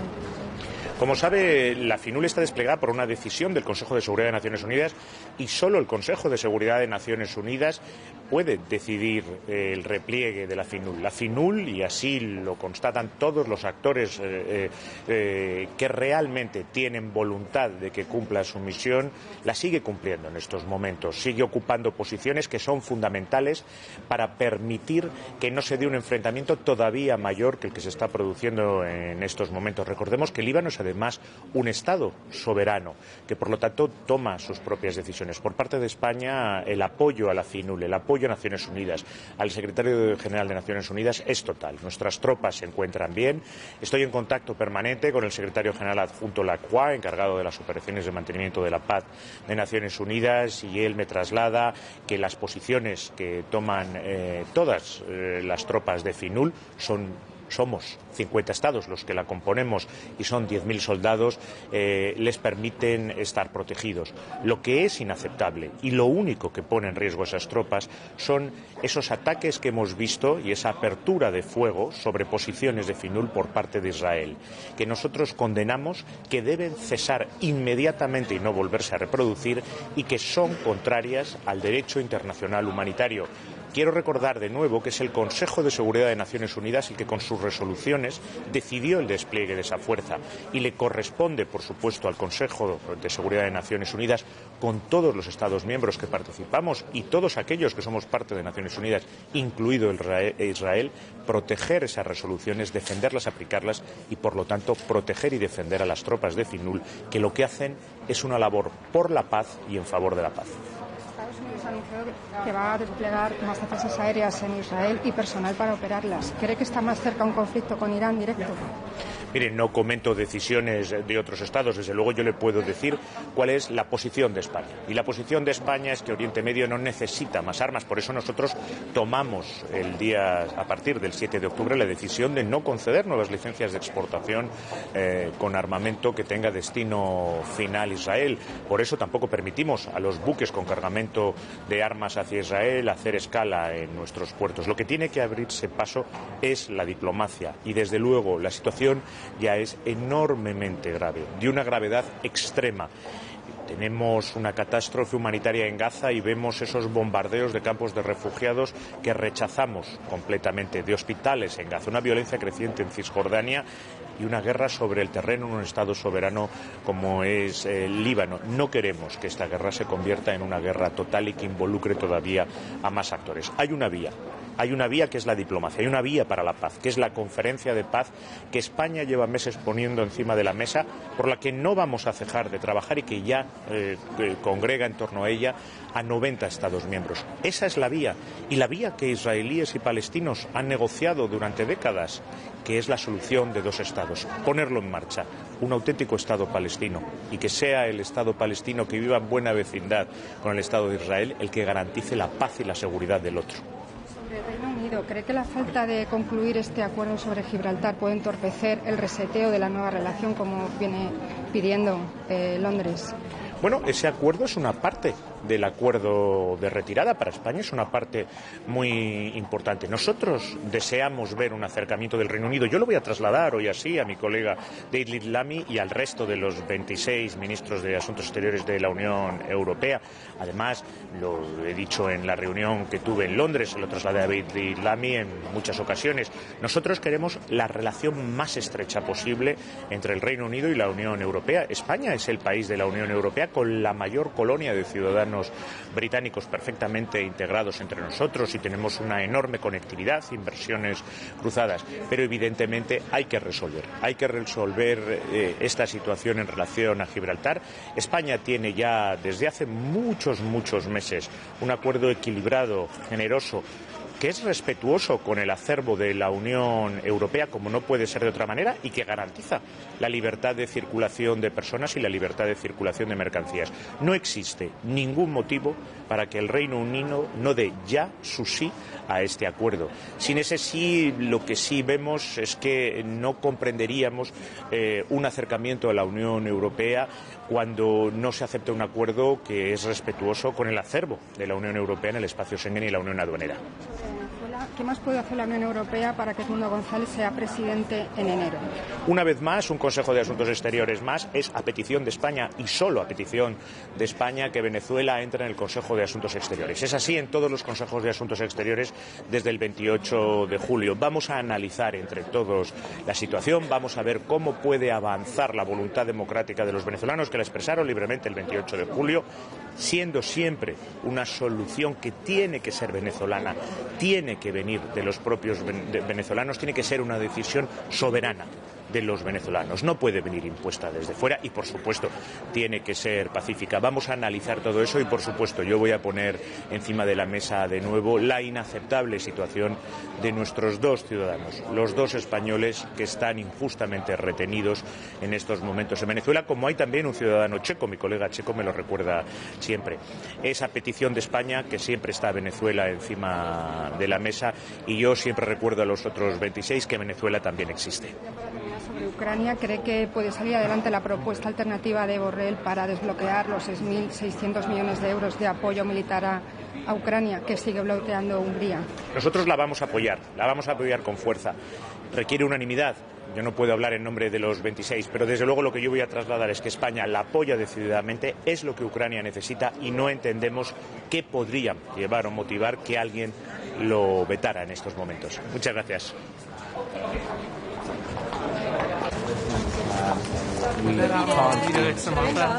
Tak máte exkluzivně.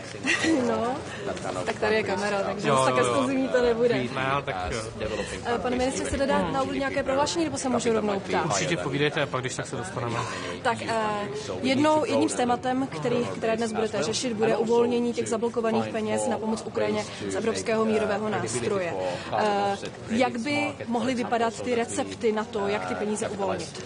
Musíme najít politickou shodu, to znamená, diskuze proběhne a uvidíme, jestli se podaří vlastně v tuto chvíli maďarský odpor nějakým způsobem překonat. Já myslím, že je důležité, aby prostě zaznělo, že Česko to podporuje, že Česko je připraveno samozřejmě i z těch finančních prostředků čerpat a obecně platí, že podporujeme využití těch zmražených peněz na podporu Ukrajině. Diplomaté mluví o tom, že ve hře je i varianta, že by se zreformoval ten fond, tak aby členské státy přispívaly dobrovolně a tím pádem by potom nebylo nutné k vyplácení té pomoci dosáhnout jednomyslnosti.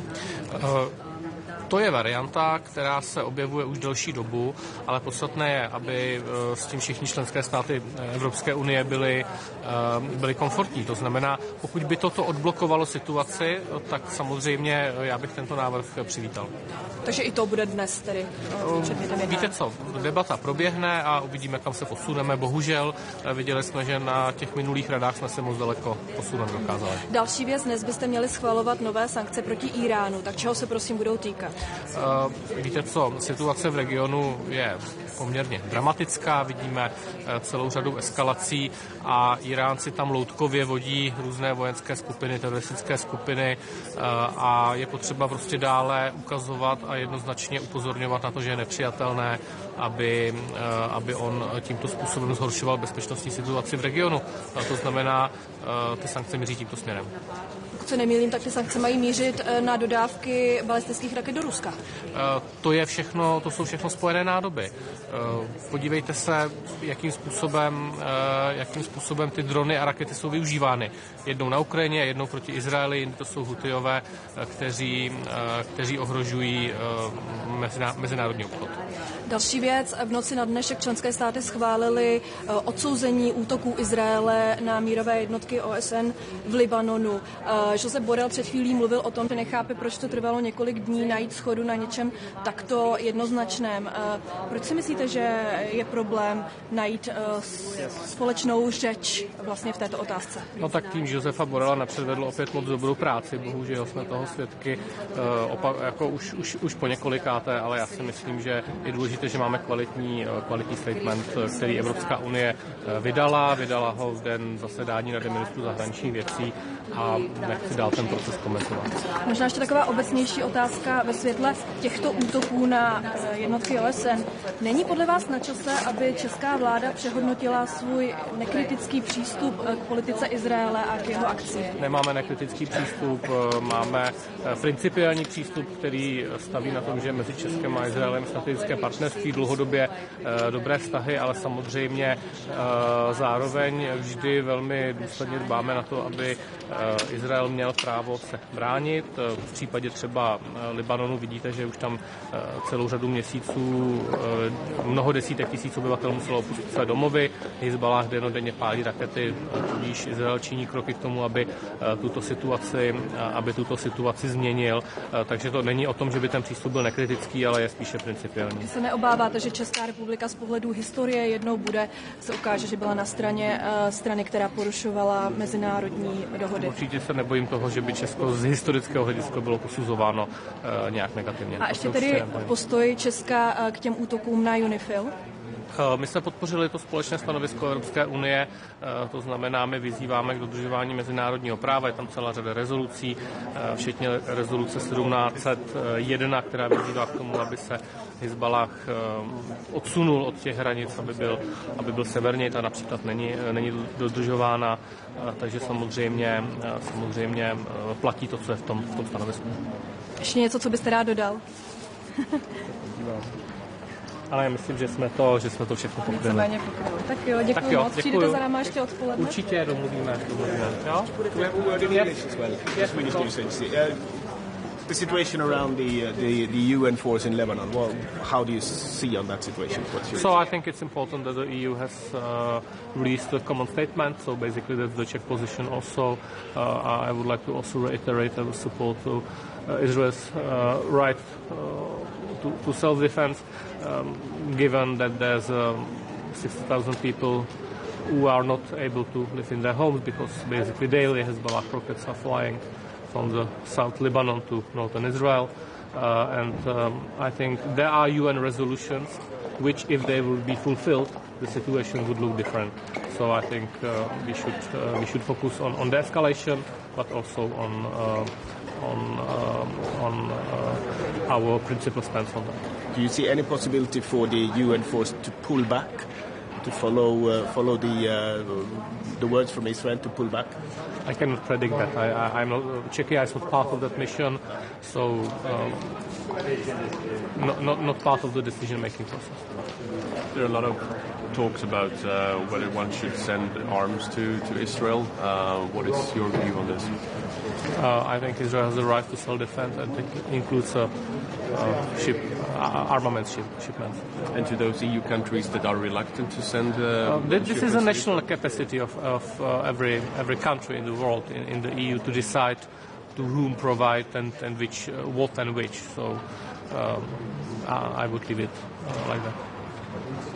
Thank you very much. Goodbye.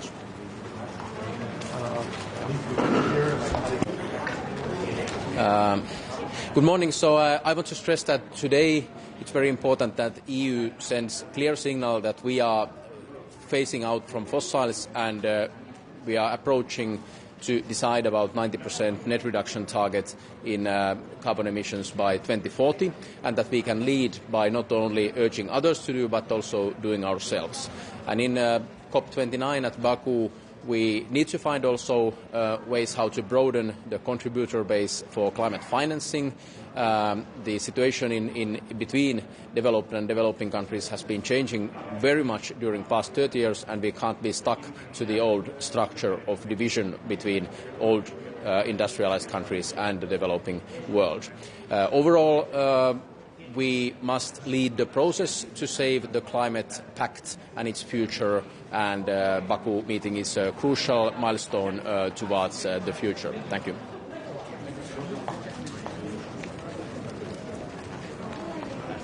nuclear being in the text? I mean, I understand it's a big debate. We support technology neutrality overall, both in EU and global level, and we see that nuclear is a necessary part of getting rid of fossils fast enough, and we've been doing that also ourselves in the Nordics, and we would hope also EU to take a positive position, seeing nuclear as one part of the solution. But we think that that's not the main issue today. We must push ambitious goals in Baku to be approved, and also the finance deal to be done, and nuclear is not probably the crucial issue now today on the table. But yes, if you ask, we support technology neutrality, including nuclear. Should the EU put more money into climate finance? It already is a big contributor. Probably everybody needs to do more, also EU, but as I've been stressing, we can't be in a situation forever where countries like Singapore or that kind of countries are still treated as developing countries, even if their GDP per capita might be higher than that of many EU countries. So we need to broaden the donor base as well, and also to find more ways to make credibility for carbon offset credits market, for example, so that we capitalize private markets to be major part of the solution. Okay, thank you. Ein Jahr nach dem brutalen Überfall der Hamas auf Israel steht die Region weiterhin am Abgrund. Wir werden heute darüber beraten, wie wir als EU dazu beitragen können, dass die Lage in der Region nicht weiter eskaliert. Auch der Iran hat Israel direkt mit Raketen angegriffen und indirekt durch die Unterstützung der Terroristen, der Hamas, der Hisbollah und der Houthis. Das dürfen wir nicht unbeantwortet lassen. Wir werden deswegen darüber beraten, wie wir auch mit neuen Sanktionen darauf reagieren können. Der Iran hat außerdem Russland dabei unterstützt, brutal die Ukraine zu überfallen. Deswegen beschließen wir Sanktionen heute gegen den Iran in diesem Zusammenhang. Auch aus dem Libanon wird Israel angegriffen von der Hisbollah. Diese Angriffe müssen aufhören. Israel hat das Recht, sich dagegen zu verteidigen im Einklang mit dem internationalen Völkerrecht. Da geht es vor allen Dingen darum, den Schutz von Zivilistinnen und Zivilisten wirklich zu gewährleisten. Auch der Beschuss der UN-Friedenstruppe ist nicht hinnehmbar. Deswegen haben wir als EU ein Statement abgestimmt, wo wir das klar zum Ausdruck bringen und auch die israelische Regierung zu Aufklärung auffordern. Wir sind auch sehr besorgt über die humanitäre Lage in Gaza, vor allen Dingen in Nordgaza. Hier ist Israel aufgefordert, die Grenzübergänge, die Landübergänge zu öffnen, damit dringend benötigte humanitäre Hilfe die Menschen, die Frauen, die Kinder in Gaza erreichen kann. In der Ukraine geht Putin rücksichtslos gegen die Lebensadern vor, gegen die Energie- und Verkehrsversorgung. Darauf antworten wir, indem wir ganz klar an der Seite der Ukraine stehen und sie weiterhin unterstützen. Wir haben gerade ein neues militärisches Hilfspaket geschnürt über 1,4 Milliarden Euro gemeinsam mit Partnern. Wir bringen Finanzhilfe auf den Weg, 35 Milliarden Euro. Wir unterstützen die Ukraine im Training. Auch hier beraten wir heute darüber, wie auch die EU-Trainingsmission weiter verlängert werden kann. Und wir adressieren auch russische Destabilisierung bei uns in Europa. Wir sehen wiederholt, dass wir das Ziel von Desinformationskampagnen sind. Und deshalb haben wir jetzt ein Sanktionsregime dagegen beschlossen. Die Menschen in Europa haben das Recht, in einem freien und fairen Informationsumfeld zu leben. Heute begrüßen wir den britischen Außenminister hier in Luxemburg. Darauf freue ich mich schon sehr. Es ist klar, Großbritannien braucht die EU braucht Großbritannien, und deshalb werden wir heute darüber beraten, wie wir enger zusammenarbeiten können, gerade auch im Bereich der Sicherheits- und Verteidigungspolitik. Wir werden uns auch mit der Lage im Sudan beschäftigen, die wirklich dramatisch ist. Eine humanitäre Katastrophe spielt sich dort ab. Wir schauen genau hin. Wir haben das Thema auch in New York in den letzten Wochen intensiv auf die Agenda gebracht. Es muss hier dringend zu einem Waffenstillstand kommen. Und um Druck auf die Kriegsparteien auszuüben, wollen wir auch, dass die EU hier zusätzliche Sanktionen verhängt. Es ist klar, die Menschen im Sudan haben ein Recht darauf, in Frieden zu leben und dass dieser furchtbare Krieg dort endlich zu Ende geht. Wir werden uns heute auch mit der internationalen Klimakonferenz der COP beschäftigen. Das ist der letzte Außenrat vor der COP. Hier treten wir ein für eine ambitionierte Position der EU. Und wir werden uns beschäftigen mit der Lage in Georgien. Es ist ganz klar, wir unterstützen Georgien auf dem Weg in die EU. Das gilt allerdings nicht für die aktuelle georgische Regierung. Die legt diesem Weg in die EU Steine in den Weg. Es ist wichtig, dass die Menschen in Georgien das Recht haben, frei zu entscheiden über ihren Weg. Und deshalb ist die Integrität der Wahlen, dass sie frei und fair stattfinden, wirklich zentral.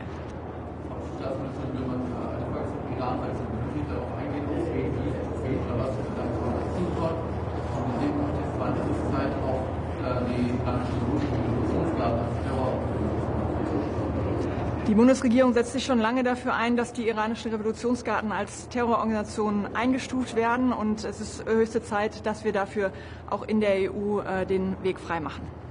Der Iran bestreitet ja ballistische Raketenadministration. Trotzdem verstärken. Warum ist das notwendig? Es gibt ganz klare Belege darüber, dass der Iran ballistische Raketen geliefert hat. Und das ist ganz klar nicht mit der Pflicht auf Frieden zu vereinbaren. Wir setzen uns dafür ein, dass die Ukrainerinnen und Ukrainer das Recht haben, selber über ihre Zukunft zu entscheiden. Und deshalb darf Russland hier nicht unterstützt werden militärisch. Ist dann mal an der Zeit auch über härtere Maßnahmen anstatt aber formulieren, vielleicht auch mal über Waffenembargos oder Sanktionen nachdenken? Wir haben als EU ganz klar und geschlossen gesagt, dass dieser Beschuss nicht hinnehmbar ist. Wir haben Aufklärung gefordert und genau darüber werden wir jetzt auch weiter noch beraten. Vielen Dank. Good morning. Very busy agenda today. We will discuss the Russian aggression against Ukraine and the crisis in the Middle East. One point of particular importance for Romania is the discussion on Republic of Moldova ahead of presidential election and of referendum on EU accession. We will have an informal exchange of view with UK Foreign Secretary David Lammy. On Russian aggression against Ukraine, it is important for the EU to continue its support for Ukraine, especially in the military field. In this context, unblocking the European peace facilities becomes critical. At the same time, we have to adapt the EUMAM mission in order to better respond to Ukrainian needs. As Russia attacks intensify before the winter, we have to continue our support for Ukraine and also for Republic of Moldova in the energy field. I welcome the adoption of a new sanction regime on Russia destabilizing actions against Ukraine, and I support the adoption of further restrictive measures. On the Republic of Moldova, it is crucial to send a clear political message of support ahead of presidential election and of referendum on EU accession. I welcome the visit of President von der Leyen to Chisinau and the adoption of the growth plan, which will stimulate the reforms and economic growth for Republic of Moldova in the next year. Today, we will adopt a new package of sanctions against 5 persons and 1 entity who participate in action for destabilizing the Republic of Moldova.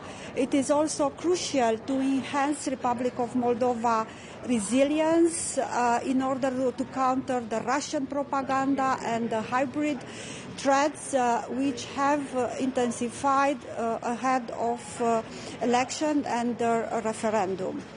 On the Middle East, we are deeply concerned about the volatility, increasing volatility of the security situation. We call for the escalation, for a permanent ceasefire, release of all hostages, and of course continuing the humanitarian support.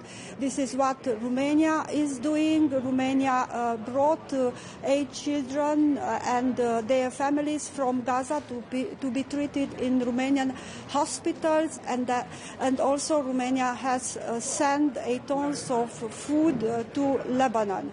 In the discussions with the UK Foreign Secretary, I will express Romania's openness for deepening the cooperation between UK and EU in the field of foreign policy, security and defence, giving our shared values but also common challenges we are facing together. Thank you.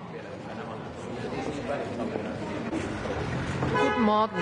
Wir sind jetzt heute hier in Luxemburg, um unsere Vorbereitung für COP29 zu schaffen als die EU. Die EU ist eine der wichtigsten Akteure in Klimaschutzpolitik.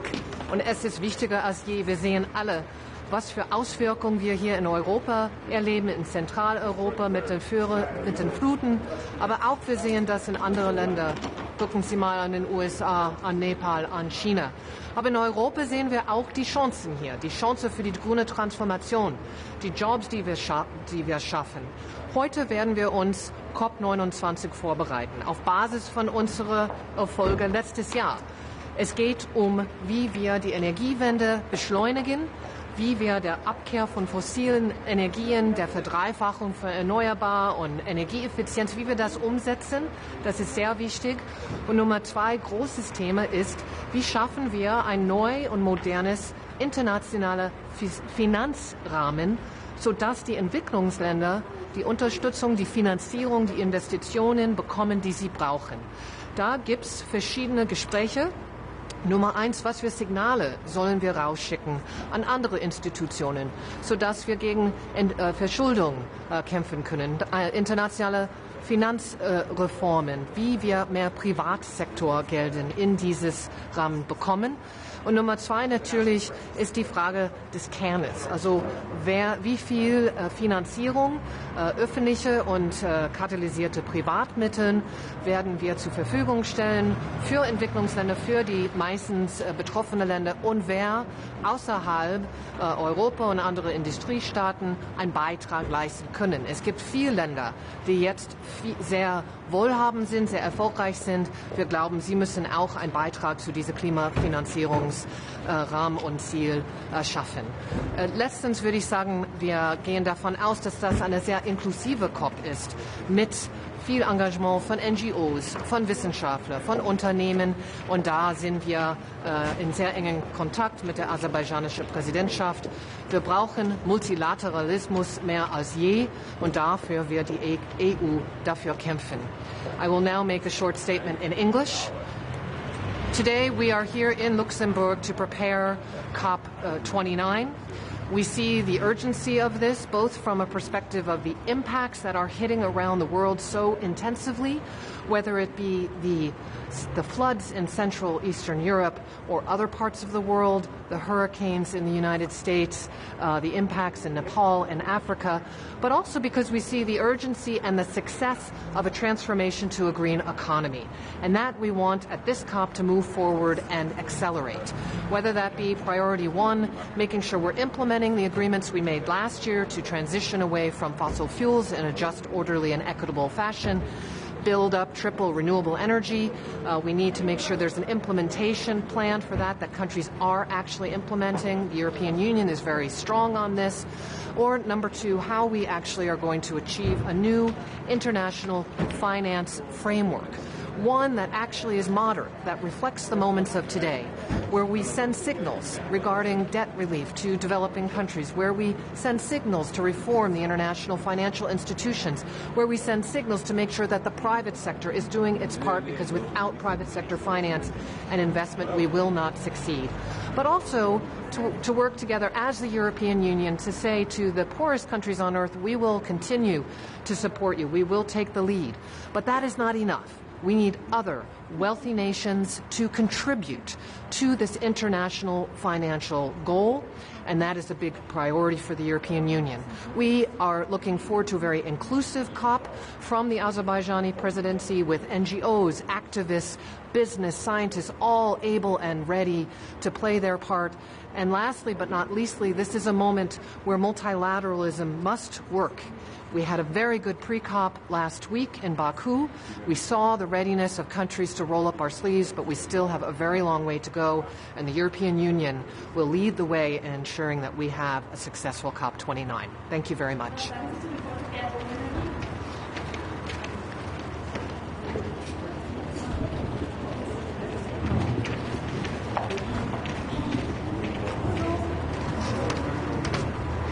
Bonjour à toutes et à tous. Je suis très heureuse de participer à ce Conseil des ministres de l'Environnement avec un agenda fourni. D'abord, le mandat pour la COP 29. Sur ce mandat, je crois très important de réitérer ce que nous avons obtenu à la COP 28, c'est-à-dire la sortie progressive des énergies fossiles. Ça a été un combat et une victoire de l'Union européenne l'année dernière. Il est important qu'il n'y ait aucun recul sur tous les éléments de cette sortie progressive des énergies fossiles et sur les ambitions de mise en œuvre d'un agenda énergétique ambitieux. Je pense évidemment au triplement des renouvelables, au développement du nucléaire et à tout l'enjeu de l'efficacité énergétique et de la sobriété énergétique, les économies d'énergie. Toutes les rédactions qui allaient en ce sens doivent être maintenues dans l'accord de la COP 29, qui sera une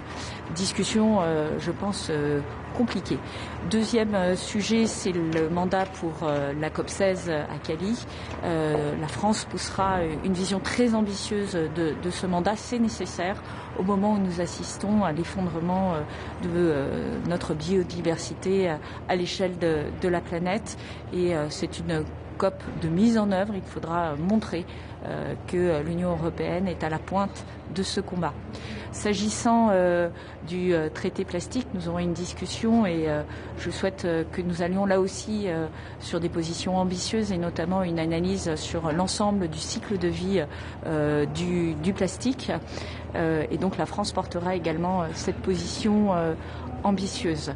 Et puis nous aurons une discussion sur les produits chimiques. Sur les produits chimiques, la France souhaite que l'Union européenne interdise les exportations de produits chimiques qu'elle interdit sur son propre territoire.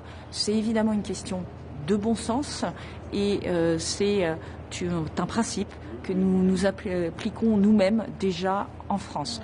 Enfin, un dernier mot pour mentionner les bilatérales que j'aurai avec différents ministres, notamment avec le ministre danois, à qui je ferai part de la préoccupation de la France s'agissant de la situation de Paul Watson. Vous le savez, le président de la République considère que les faits qui sont reprochés à Paul Watson ne justifient pas son maintien en détention ou son extradition. Et donc, je ferai part à mon homologue de cette position et de notre souhait de faciliter toute avancée dans ce domaine.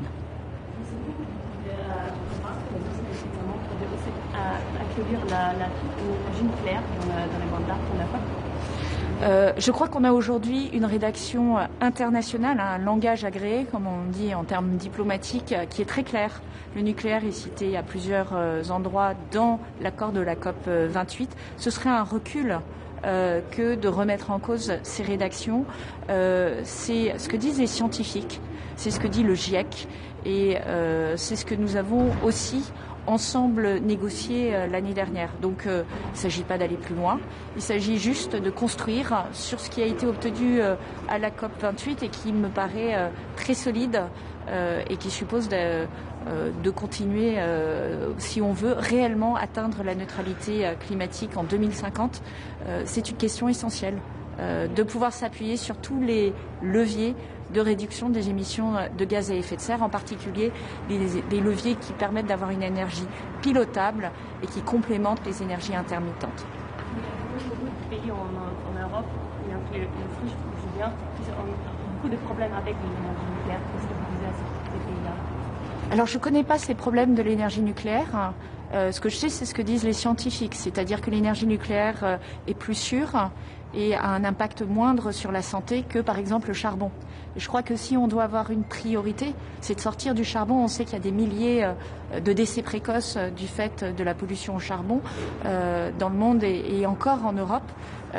Ça doit être un combat. Je sais que c'est difficile. Certains pays sont encore très tributaires du charbon. Donc il ne s'agit pas de dire qu'on va le faire du jour au lendemain, mais la France, par exemple, s'est mis un objectif de sortie du charbon en 2027. Et ça, c'est une action climatique qui est réelle, qui est scientifique et qui nous permet de tenir nos engagements de baisse d'émissions de gaz à effet de serre. Et je suis évidemment prête à travailler en bonne intelligence avec tous les autres pays européens pour accompagner cela.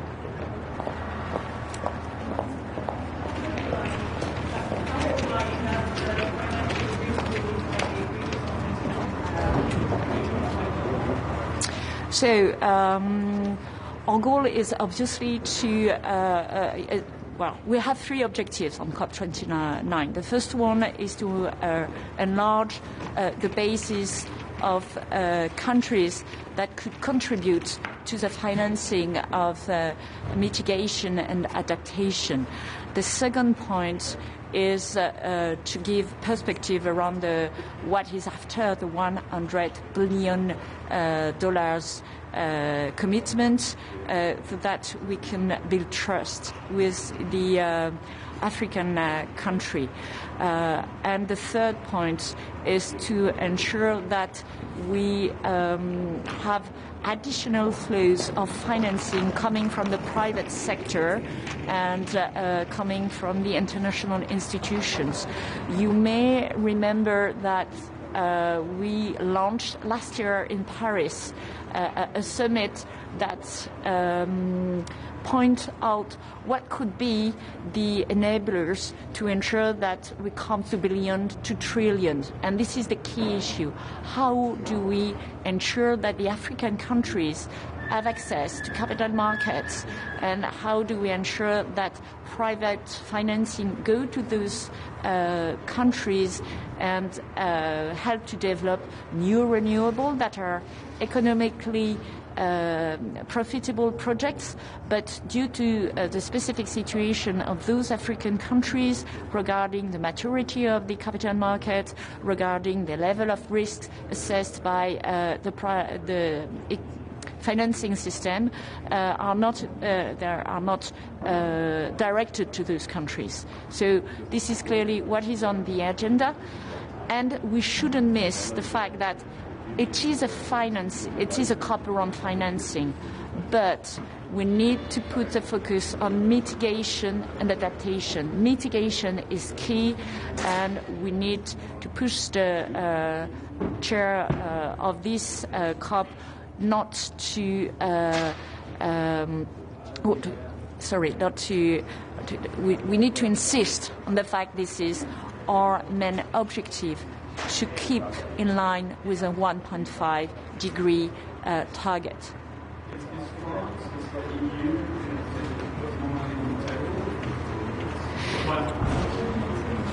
Well, I think we are leading the game on that. So the key question is, how do we ensure that other countries, other flows go on the table to develop new kind of financing? I mean, we cannot be alone around the table trying to fulfill the expectations of most countries around the world.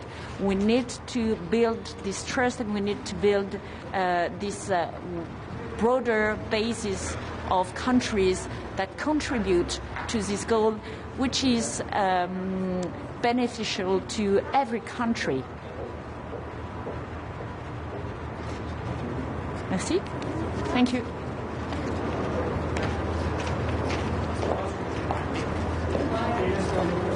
Ja, schönen guten Morgen.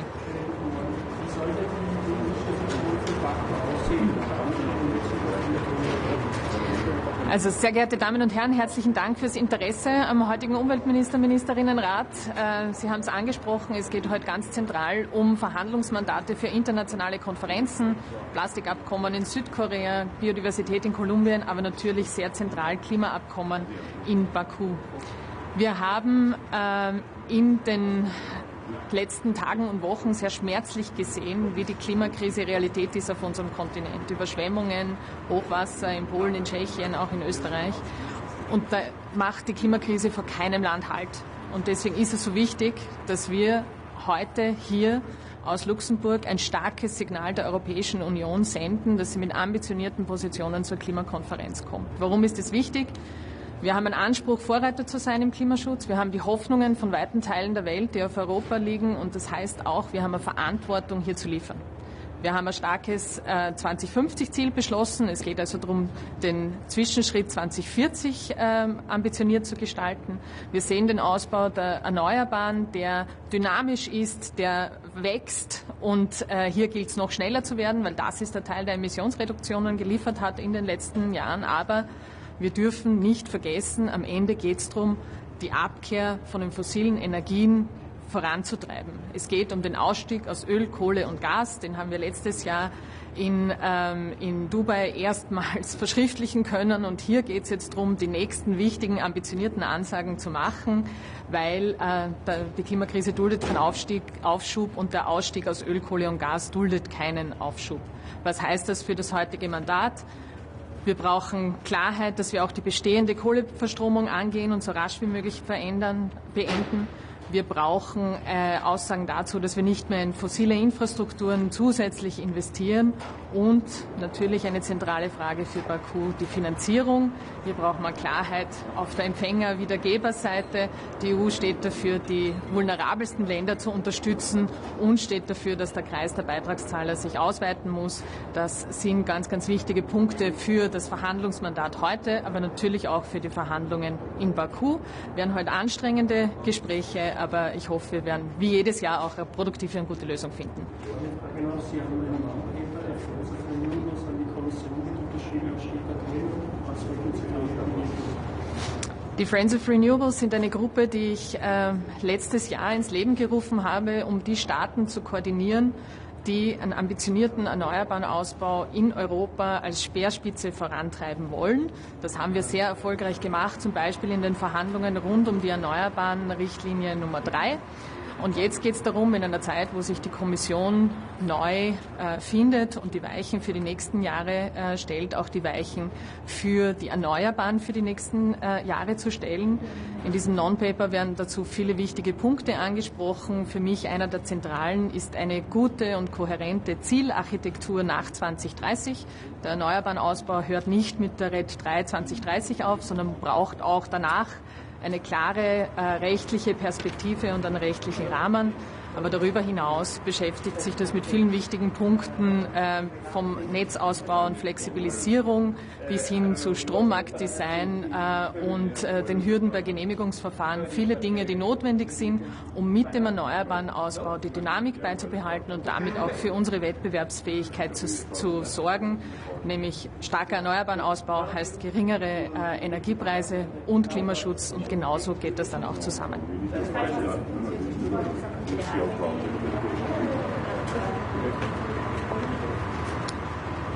Meine Position ist hier glasklar. Das, was die Emissionsreduktionen in der Vergangenheit geliefert hat und das, was sie in Zukunft liefern wird, sind die erneuerbaren Energien. Das ist die sicherste, die kostengünstigste und die schnellste Technologie, die wir zur Verfügung haben. Darauf müssen wir setzen. Die Erneuerbaren haben nämlich in der Vergangenheit bewiesen, dass sie es können. Und auch in den Voraussagen der Kommission ist völlig klar, Die Emissionsreduktion kommt aus den Erneuerbaren. Wir sollten uns also auf die Energieformen fokussieren und konzentrieren, die tatsächlich einen Beitrag leisten und nicht die versprechen, was zu tun, aber nie irgendwie etwas einhalten. Erneuerbare sind die Zukunft, völlig klar. Aber der Text ist ja genau dasselbe wie bei der COP28, was die Atomkraft angeht. Warum haben Sie dem damals zugestimmt? Österreich und EU, aber jetzt geht es nicht. Wir verhandeln hier die Position der Europäischen Union und die Position der Europäischen Union ist was anderes als die Verhandlungsergebnisse in einer internationalen Konferenz. Wir hätten uns auch im Klimaabkommen von Paris vielleicht das EU noch ambitioniertere Vorgehen gewünscht. Am Ende steht ein Kompromiss, aber die Verhandlungsposition der EU muss das abbilden, was gemeinsamer Beschlussstand in der EU ist und genau dafür werde ich heute auch werben und gemeinsame Ziele haben wir beim erneuerbaren Ausbau. Das ist gut so, weil den brauchen wir. Noch eine Frage, wenn ich darf. Wie sicher sind Sie sich, dass die Staaten bei der COP29 einen Finanzierungsdeal finden? Die Frage der internationalen Klimafinanzierung wird sicher eine der am intensivsten diskutierten auf dieser COP. Ich glaube, wir dürfen über diese Frage nicht vergessen, dass wir weitere wichtige Themen haben und vielleicht das Wichtigste überhaupt, mit den Emissionen runterzukommen und das, was wir uns letztes Jahr bei der Klimakonferenz vereinbart haben, auch tatsächlich umzusetzen. Weil wenn wir mit den Emissionen nicht runterkommen, wird keine Klimafinanzierung der Welt reichen, um die Schäden und die Anpassungsnotwendigkeiten jemals zu finanzieren. Deswegen ist es so wichtig, dass wir auch bei dieser Konferenz wieder ambitionierte Beschlüsse fällen zum Ausstieg aus den fossilen Energien, wie ich sie vorher erwähnt habe. Und ja, das wird eine zentrale Diskussion sein müssen. Es wird sicher die schwierigste Diskussion auf dieser COP sein. Aber wir haben bis jetzt noch jedes Mal eine Einigung gefunden. Die EU geht mit einem klaren, aber so hoffe ich, wir werden ihn heute beschließen, Vorschlag rein. Ich habe 2 Eckpunkte genannt, die für mich sehr wichtig sind. Wir wollen die am vulnerabelsten Länder unterstützen und es muss eine Ausweitung des Geberkreises geben, und damit wir auch das, was im Pariser Abkommen beschlossen wurde, mit Leben erfüllen können. Gut, dann sage ich herzlichen Dank und lauf zum Rat. Foreign Minister Raja, our priority today, of course, is threefold. One, everything to do with support to Ukraine. Quite clearly, Russia's war economy has been able to reconstitute itself largely. So we urge the presidency to advance the next sanctions package. We look forward exchanging with David O'Sullivan, who is EU sanctions envoy, with regard to cooperation with the third countries, avoiding various sanction measures that countries have been able to prosecute. So it's important both to decrease the income in Russian budget, which is the shadow fleets, the oil exports, the gas, and so on and so forth, but also the access to technology. Unfortunately, on our borders, which is external border of the EU-NATO, we see that a lot of EU companies are still exporting stuff to Russia, which not necessarily is in line with the sanctions. So those will be issues that I will address, and then plus other support to Ukraine, which is about, we are providing another package of support to energy sector of Ukraine and doing other things. The second part is the discussion with David Lammy, the new UK's foreign minister. The new government has provided some ideas on how they want to advance their relationship with the EU, which we warmly welcome. We've been engaging in the discussion with UK on their integrated defence review, provided some inputs. So there is a lot that can be done, and we welcome the rational cooperation that we have with that important partner. Third part, Middle East. Obviously, you know, we've been all issuing statements and commenting, but actually it's, I think, currently very important to do very concrete things, prohibit attacks on UNIFIL. Our contingent is also there. So we have spoken to Israeli authorities and we have considered working with all the others to ensure that it can continue operating in accordance with Security Council mandate.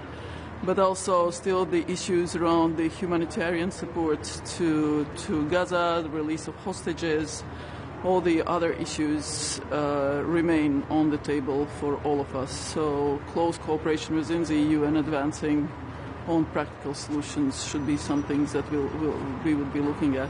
In that regard, we welcome the additional sanctions that we will impose on Iran, and that actor has been not constructive, to say it's an understatement. But also we will discuss Moldova and Georgia, the two important countries with elections forthcoming, and Swedish Foreign Minister, as the chair of Nordic Baltic countries, has been coordinating some outreach, so we will inform about that, and also with regard to Georgia. I thank you.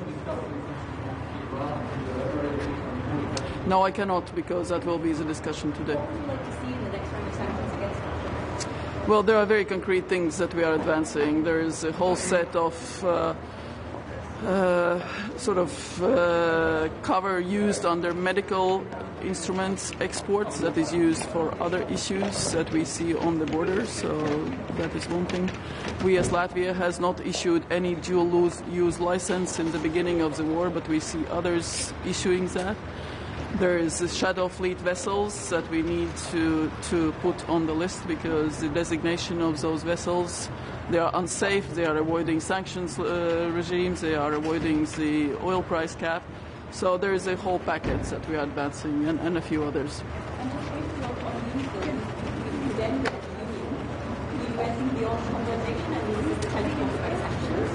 We will discuss that. I don't want to sort of prejudge what positions. We are 27 member states, so in the same time we are there as UN Security Council mandated force. So the principle is together in, together out, and that's wider than the EU.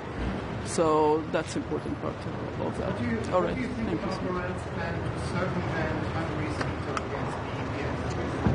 I haven't heard such a plan, so I won't comment on our High Representative's plans, but let's stay on that.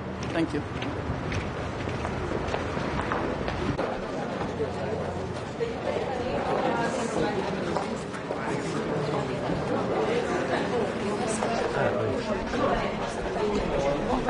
Dobro jutro. Se jaz ne bom v kamero govorila, bom mim, zato če ne bo zlja, boga bi šla tja. Ja. Maja, kar na drugo stran šibi hitro.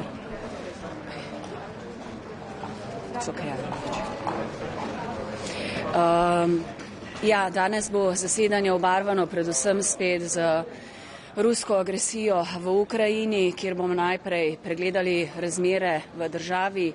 Zaskrbljujoče je predvsem novi napadi, siloviti napadi na civilno in energetsko infrastrukturo, kar močno obsojamo. Za Ukrajince bo to verjetno najhujša zima, ki prihaja. Potem zunanji minister bo seveda povedal, kaj so potrebe Ukrajine. Slovenija podpira vsakršno pomoč Ukrajini in pa seveda čimprejšnja pogajanja za trajni in pravičen mir, kar bi pomenilo, da spoštujemo seveda ustanovno listino Združenih narodov in pa mednarodno pravo, ko gre za pogajanja za mir. Slovenija je pred kratkim gostila tudi 50 otrok iz Ukrajine, pomagamo po najboljših močeh državi, skrbi pa nas seveda tudi jedrska varnost, civilni jedrski objekti, kjer si bomo še posebej prizadevali z našim znanjem, da pomagamo pri zaščiti teh objektov in da ne pride do kakšne večje eskalacije in nevarnosti. Kar zadeva Bližnji vzhod, zelo ostro obsojam zadnji napad, ki se je zgodil na mirovne sile Združenih narodov, UNIFIL na jugu Libanona. Tudi Evropska unija je sprejela skupno izjavo z ostro obsodbo na mirovne sile. Gre za grobe kršitve mednarodnega prava, hudodelstva in treba je zaščititi mirovno operacijo in tudi Evropska unija, pričakujem, bo danes ostro pozvala Izrael naj ustavi to silovito obstreljevanje in pa kopensko operacijo napade na Združene narode. Slovenija si prizadeva tudi za aktivno reševanje, končanje vojne v Gazi, zaščito civilistov, dodatno humanitarno pomoč in pa podporo agenciji UNRWA, ki je pod hudim napadom izraelske oblasti in ogroža celo njeno delovanje na terenu. Vesela sem, da je v Slovenijo prispela skupina 10 palestinskih otrok s svojimi spremljevalci. To je bil velik napor skupen s slovensko Karitas, fundacijo Danila Türka in pa seveda Ministrstvom za zunanje zadeve. Vlada je prispevala svoj delež denarja. Vesela sem, da bodo lahko otroci v Sloveniji bili deležni rehabilitacije in mogoče vsaj v tem času pozabili na travme, na tragedije vojne v Gazi. Zdaj imamo tudi globalno zavezništvo, kar je bil dogovor ob robu Unge v New Yorku, da aktivno sodelujemo za rešitev 2 držav, torej priznanje palestinske države. Slovenija si bo tu naprej prizadevala in upam, da v nadaljevanju lahko tudi gostila kako od srečanj v naši državi.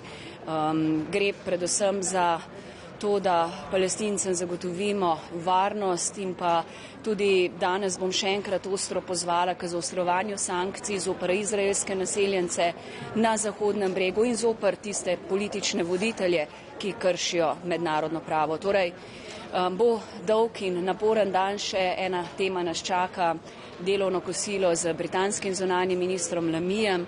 In z njim bomo prvič sedli skupaj, pregledali tako geopolitična, varnostna, obrambna vprašanja in se pogovarjali o tem, kako okrepiti naše geopolitično zavezništvo. Hvala.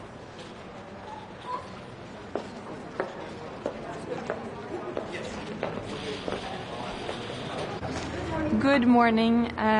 As new Foreign Minister of Sweden, it feels very good to be here at my first Foreign Affairs Council meeting. But we meet also in troublesome times, and we are very worried about the development in the Middle East. Last week marked 1 year since the horrible terrorist attacks on Israel, and we call on all parties, including Iran and its proxies, to show maximum restraint.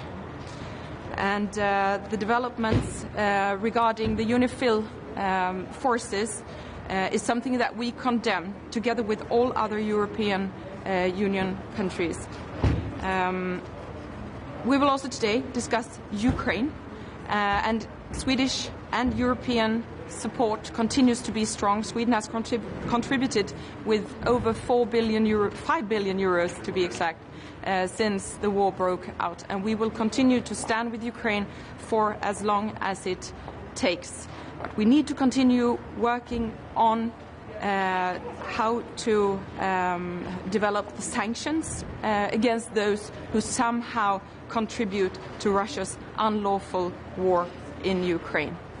On a happier note, I look forward to the lunch with UK Foreign Secretary, Mr. Lammy.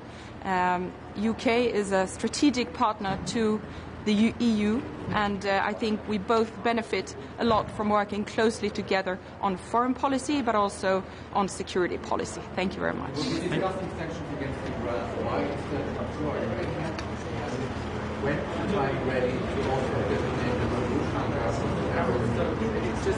I think on your second question, that time has come. And there are discussions going on. Sweden believes it is important, and we have a unanimous parliament behind us in that stance. Today we will make new decisions which are important on several individuals and entities regarding sanctions on Iran. Perfect. Thank you very much. Thank you. Thank you so much. So good morning to everyone, and today I will inform my colleagues about Croatia's continued strong support to Ukraine. Just a few days ago, and we hosted President Zelensky in Croatia, and two governments signed their agreement on the long-term cooperation and support to Ukraine. Also, we organized in Dubrovnik as well the third Ukraine Southeast Europe summit with the highest level of participation so far. The leaders adopted an important political document, declaration, which confirms our readiness and support to Ukraine and its Euro-Atlantic path. Secondly, so I look forward. I look very much forward to our exchange with the UK colleague, Foreign Secretary Lamy. Croatia strongly advocates for the deepening of ties with UK. The UK remains a crucial key partner in the Western Balkans. Finally, on the Middle East, so the de-escalation is everyone's priority right now, and I expect this to be the focus of our discussion today. Thank you so much. Nej, jeg har kun et minut. Det er så fint. Ja, en kort kommentar på de seneste dages hændelser. Ej, spørg mig lige lidt, hvad jeg skal... Lars Rasmussen, hvad siger du til de seneste dages hændelser her også under angrebet fra Israels side på de fredsbevarende styrker i Libanon? Det er noget, jeg tager skarpt afstand fra, og det gjorde allerede for få dage siden, da vi hørte om det. Den første hændelse, som førte til 2 sårede FN-soldater, siden er der kommet flere til.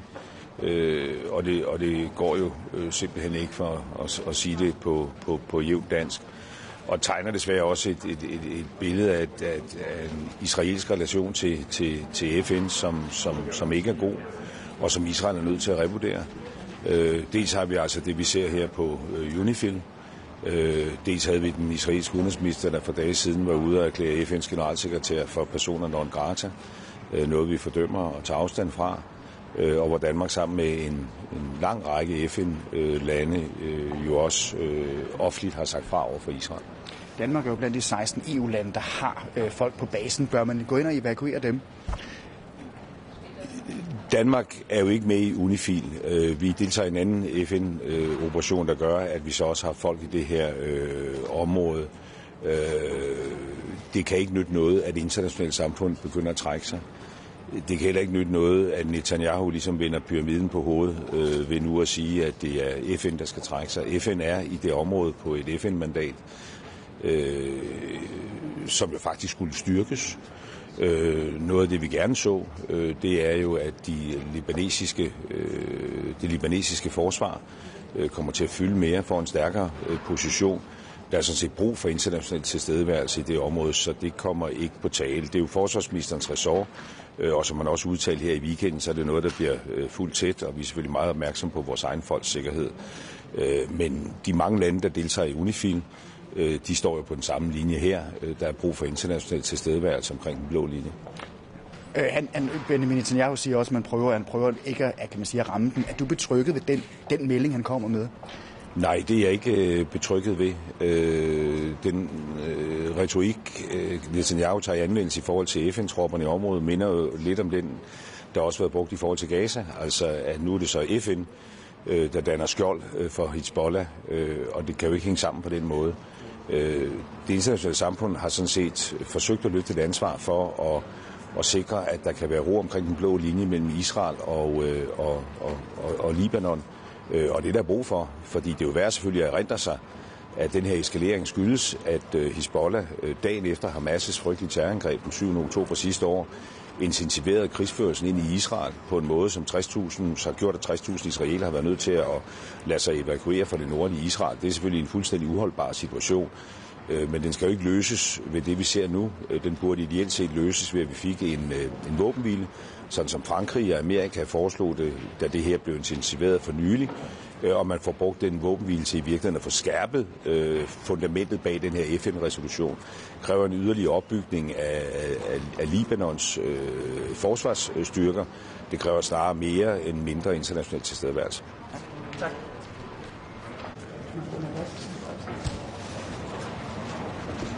So good morning. Looking forward to going into our European Council. I suppose for myself, I've just come from Azerbaijan, from Baku, where for the last 4 days we were in pre-COP negotiations about how we manage this collective leap we need to make. It's not certain we're going to get agreement in Baku. It's a very challenging negotiation. It's very significant financial issues we have to address. But we have to get agreement because our world has been hit by climate change in every part of the planet. We have to give our people hope that we can make the leap. I think there are various aspects to it, but it is about providing finance. And I'm very much taken. I was with some colleagues just the other day, African colleagues, making the case that they're completely frozen out of the capital markets. They're completely cut off. There's a complete injustice in our current energy systems. I can't remember the exact figures, but IRENA presented analysis again last year, massive increase in renewables, 400 plus gigawatts delivered. How much went to Africa? 1.5 gigawatts. And we need public finance to address that, but we also need private finance at scale. We need to deliver on the Nairobi Declaration, progress what was discussed in the Paris Financial Pact, and adaptation is going to play a key role in that, not just mitigation. The definition of adaptation needs to change to broaden. So that's one of the things I'll be saying when we go into the Council chamber here, that by bringing climate and development together, by bringing fairness into the national financial system, might be one of the ways of overcoming potential deadlock in Baku, which suits no one. Minister, what makes you say that there might not be an agreement in Baku? Because it's really challenging, because it's not an easy issue when you come down to discussing the financial future. And understandably, you could see where trust breaks down. That geopolitical multilateral cooperation is not exactly flavour of the month at the moment. So there's a real risk you might not get agreement. And it's our responsibility to avoid that and to make this a stepping stone, building on what was agreed last year, delivering on that, getting ready for Belém next year, going further and faster. But we shouldn't be blindly optimistic that there'll always be an agreement. It'll always work out well in the end. That's not certain. That requires political engagement and real diplomacy and collaboration, multilateral collaboration. And I think Europe can have a very strong role in that, a very positive story to tell.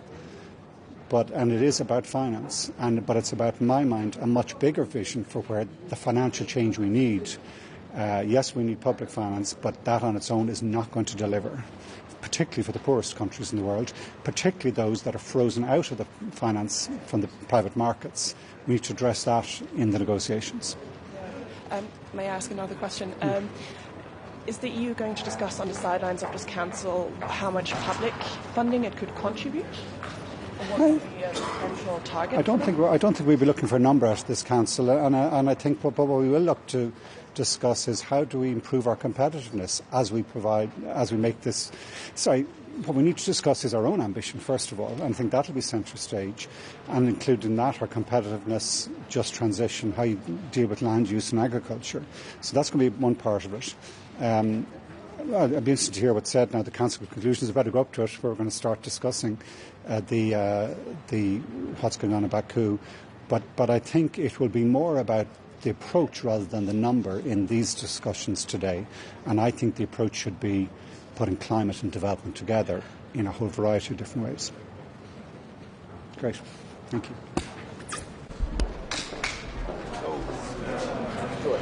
Good morning.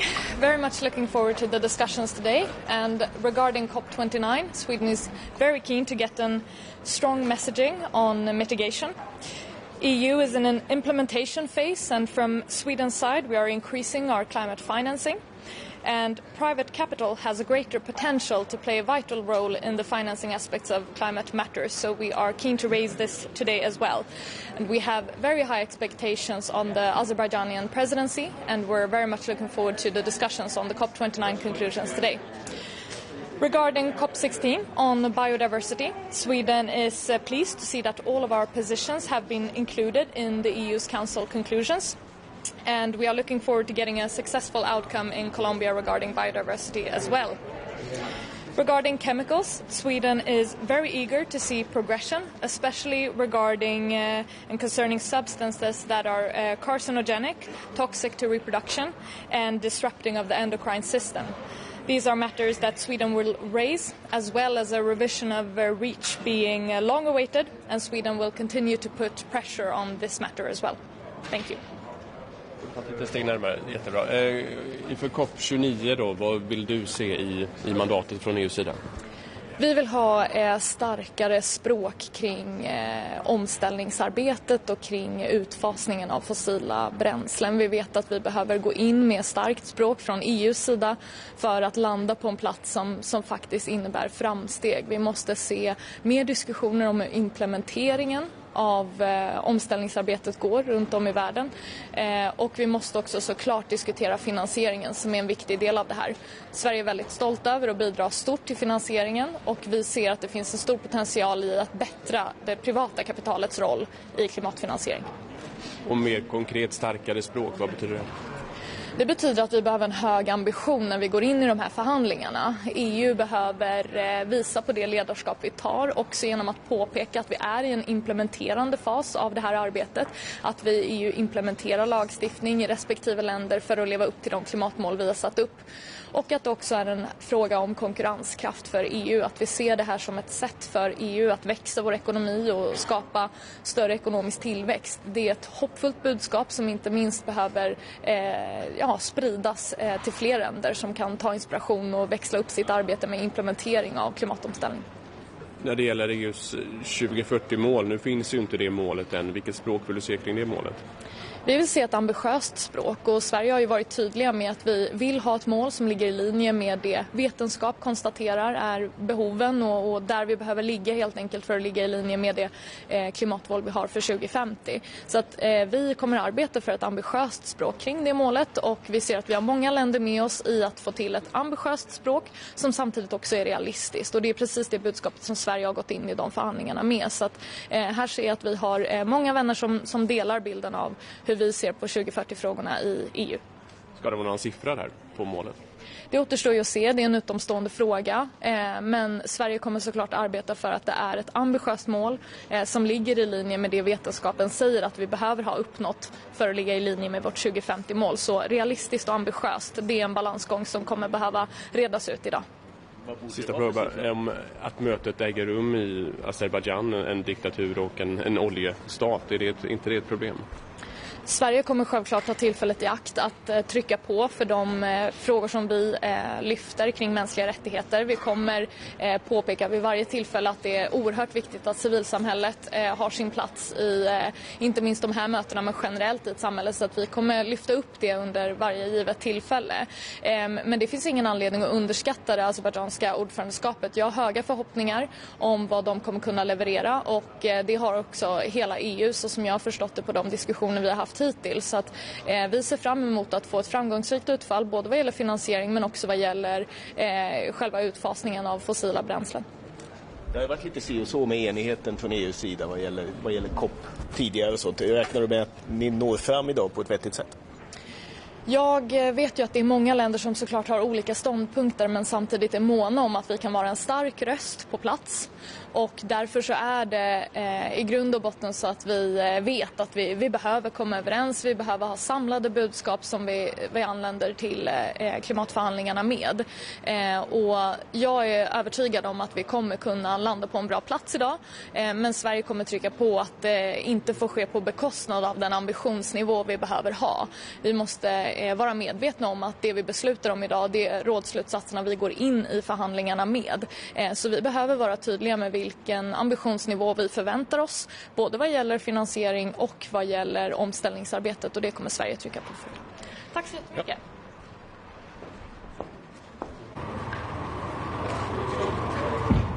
Hallo! Bonjour, Monsieur. Which language do you want? English. Important meeting today, but also difficult times.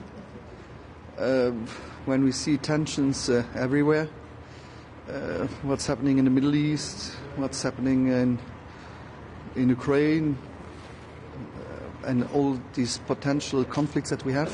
As I said in New York, we have for the moment 115 existing or possible conflicts. It's important to come together and to speak together, also to have our British friends around the table. Since they left the European Union, we should still see how we can have common interest for our citizens, for also our European voice, even if it's not a European Union voice, it's still a European continent that we share together. And we should also see the situation in Lebanon and what's happening to the FNIL, so our own people who are there to keep peace, in fact. And difficult. I hope that we will be able at least to agree on what is acceptable, what is not acceptable. But it's difficult. I have to tell you that being 10 years Prime Minister was not easy, but being Minister of Foreign Affairs is, for the moment, with the international situation, difficult, because a lot of our people have questions and we don't have answers. Problem.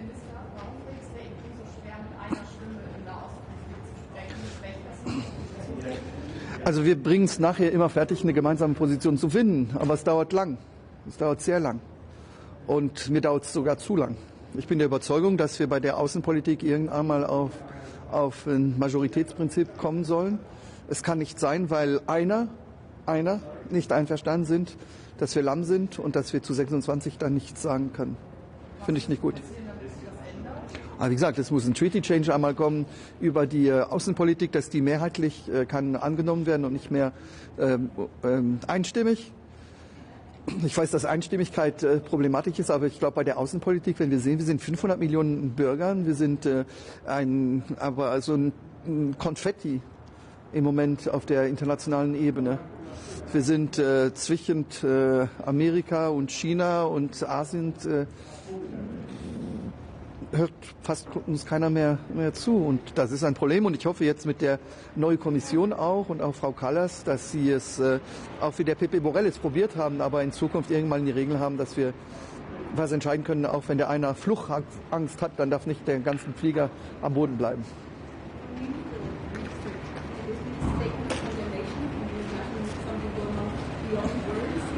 When you know how tough it was even to get the condemnation, not easy.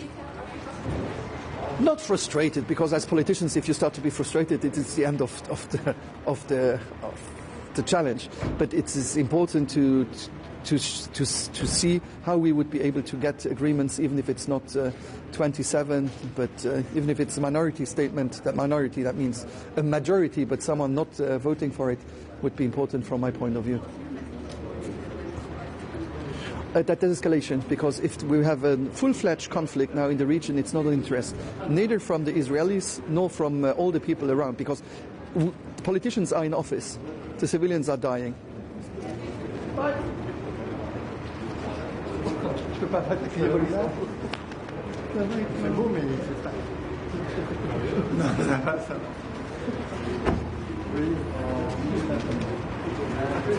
Bonjour.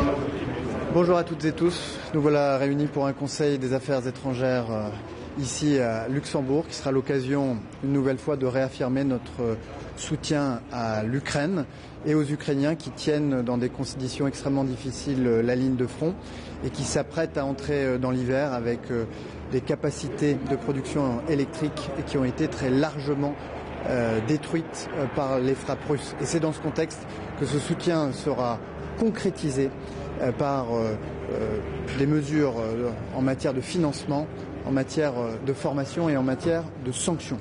En matière de financement d'abord, puisque nous avons avancé sur le prêt que nous voulons consentir à l'Ukraine, qui sera fondé sur les revenus d'aubaine tirés des actifs russes gelés et sur lequel j'insisterai pour que ces fonds mis entre les mains des Ukrainiens puissent leur permettre de renforcer leur capacité dans le domaine militaire, tout en renforçant la base industrielle et technologique de défense européenne.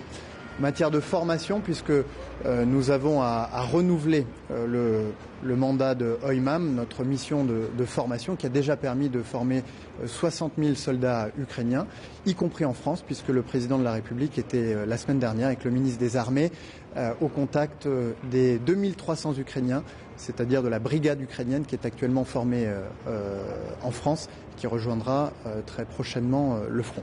Puis en matière de sanctions, puisque je me félicite que le régime de sanctions visant les acteurs de la déstabilisation russe voit enfin le jour. Il permettra de désigner et de sanctionner des individus ou des entités se rendant coupables de pilonnage en Europe, en France, mais aussi en Afrique, de désinformation, de manœuvres cyber, etc. Nous aborderons également les questions liées à la situation dramatique au Proche-Orient, à commencer par le Liban, où j'aurai l'occasion d'inviter mes homologues à participer à la conférence internationale de soutien au Liban, qui se tiendra en France le 24 octobre prochain. Nous dénoncerons conjointement les atteintes constatées aux contingents européens, mais de la finule au Liban, aux casques bleus qui ont été victimes de tirs et dont certains ont été blessés. Puis là encore, nous adopterons des mesures de sanctions à l'encontre d'entités ou d'individus s'étant rendus coupables en Iran de transfert de missiles et de capacités offensives à destination de la Russie. Ce sera plus généralement l'occasion pour les Européens d'appeler au cessez-le-feu au Liban comme à Gaza. Le recours à la force doit désormais céder la place au recours au dialogue, à la négociation et à la diplomatie. Nous aurons enfin l'occasion d'aborder d'autres échéances et d'autres crises en Moldavie, en Géorgie, au Venezuela, sur lesquelles les Européens sont pleinement mobilisés et la France l'est, car la France n'oublie aucune des crises qui traversent notre monde. Merci beaucoup. Je vous l'ai dit, sur le plan des sanctions notamment, l'Union européenne a été à l'initiative, que ce soit les sanctions à l'encontre des dirigeants du Hamas, à l'encontre des colons extrémistes et violents, ou encore à l'encontre de l'Iran lorsque l'Iran exporte ou transfère des capacités offensives, des capacités balistiques à la Russie notamment.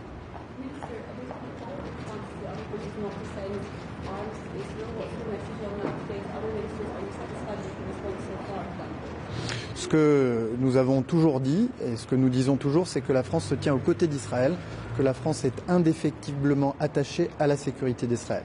C'est la raison pour laquelle, lorsque Israël est la cible d'une attaque balistique iranienne, la France mobilise ses moyens militaires pour aider Israël à parer cette attaque. Ça a été le cas en avril, ça a été encore le cas il y a quelques jours, au mois d'octobre.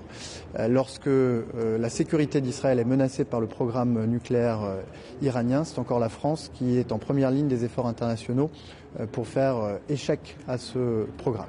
Et lorsque, le 7 octobre dernier, Israël a connu sur son sol le pire massacre antisémite de notre histoire depuis la Shoah, perpétré par le Hamas, la France a été à l'initiative pour sanctionner les dirigeants du Hamas. Ceci étant dit, nous considérons aujourd'hui que la sécurité d'Israël ne peut être garantie par le seul recours à la force. Le recours à la force doit céder la place au recours au dialogue et à la négociation. C'est pourquoi, comme la plupart des pays du monde, nous appelons aujourd'hui au cessez-le-feu à Gaza comme au Liban. Et lorsqu'on appelle au cessez-le-feu, eh bien, on ne fournit pas en même temps des armes offensives aux belligérants, c'est une question de cohérence.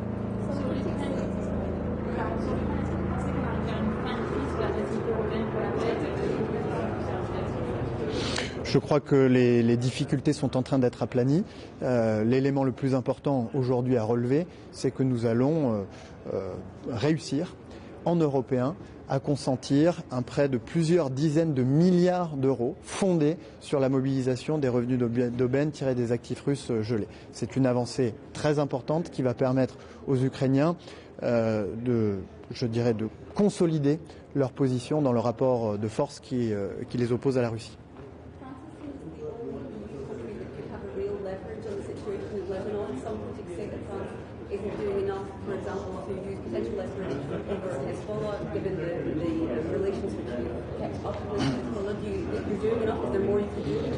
La France a proposé une formule de cessez-le-feu suivie de l'application de la résolution 1701 qui permet à la fois de garantir la souveraineté, l'intégrité territoriale au Liban et la sécurité d'Israël.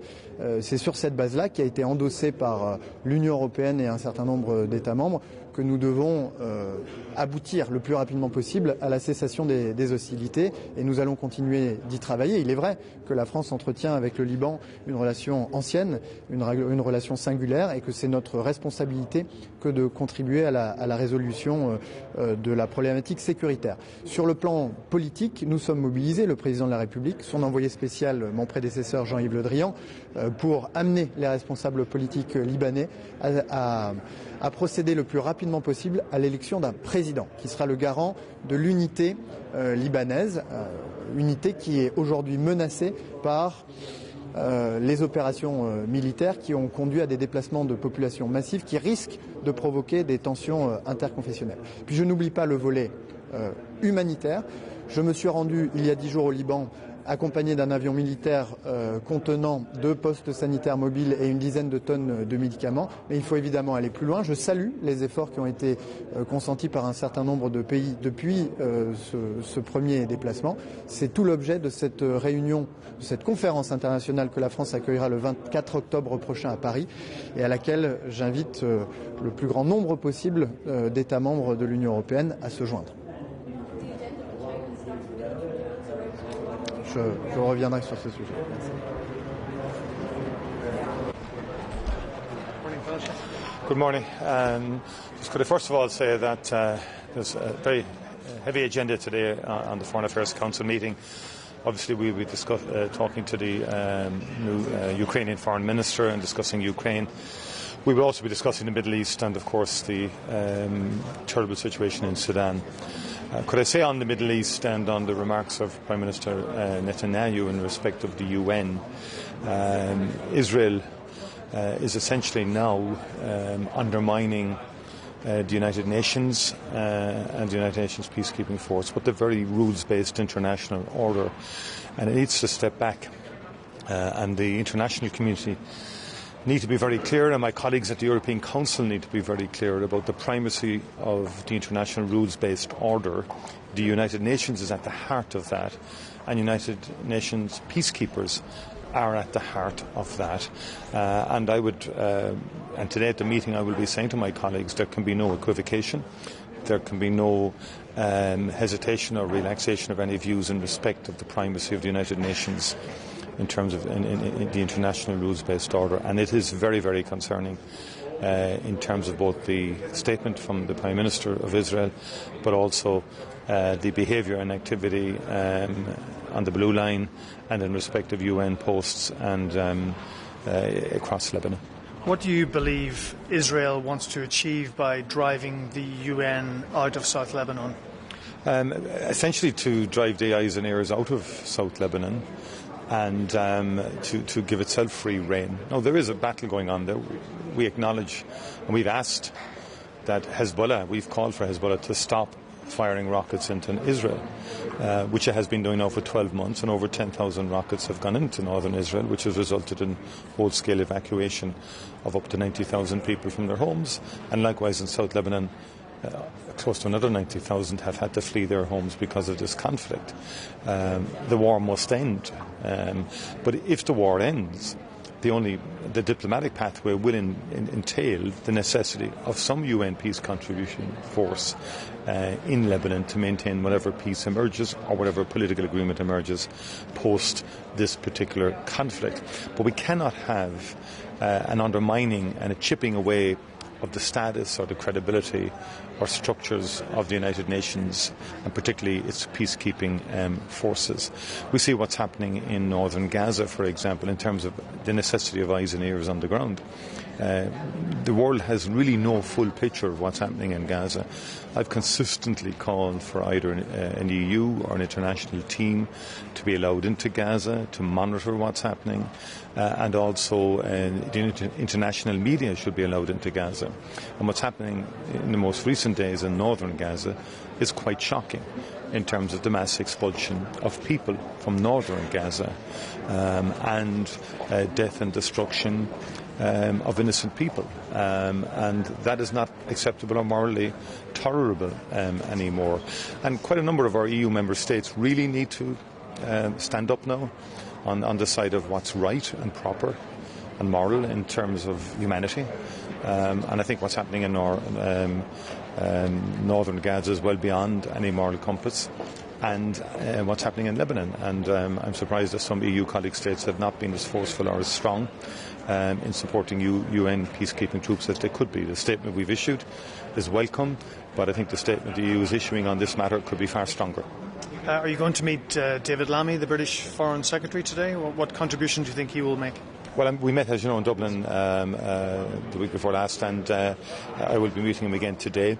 I welcome his presence and attendance at the meeting, which I think indicates good, positive relationships now developing between the new UK government and the European Union at all levels, in terms of the Commission, in terms of the Council, and particularly around the security situation, where there's alignment between the United Kingdom and the European Union in respect of many of the global issues. But also, over time, we would like to see warmer and stronger relationships, and that matters of trade could be enhanced and improved, which would be to the benefit of the UK economy and indeed to the European economy and the Irish economy as a result.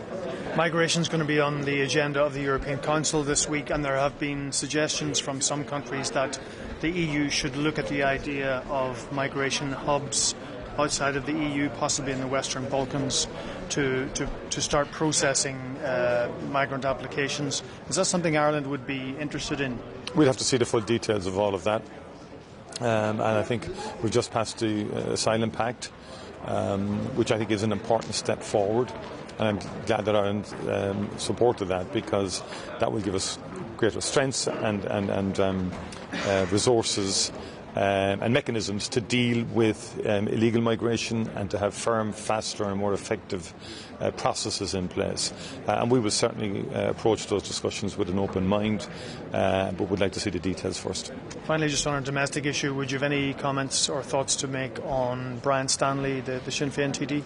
I don't have the full details of this case or the background to it. I do note that it has now been referred to on Garda Síochána. Whether Sinn Féin is in a position to provide greater clarity around all of this is a matter for Sinn Féin. Perhaps they should. But it has been referred to on Gardaí, and we'll see where that takes us. But again, I don't know the full background to this. But the issue of an internal disciplinary hearing that subsequently gets referred to the Gardaí does open up the question, should it have been referred to the Gardaí in the first instance. But that's something that I don't have clarity on, and only Sinn Féin can provide that clarity. Thanks very much. You're welcome indeed. Thanks.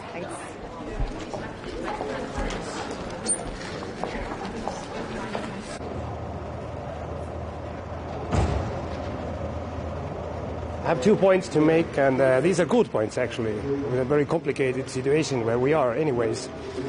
The European Union was able last week to make two strong decisions. First was to create the sanctioned regime for those who has been organizing the hybrid attacks in European Union against European Union countries and also the third countries.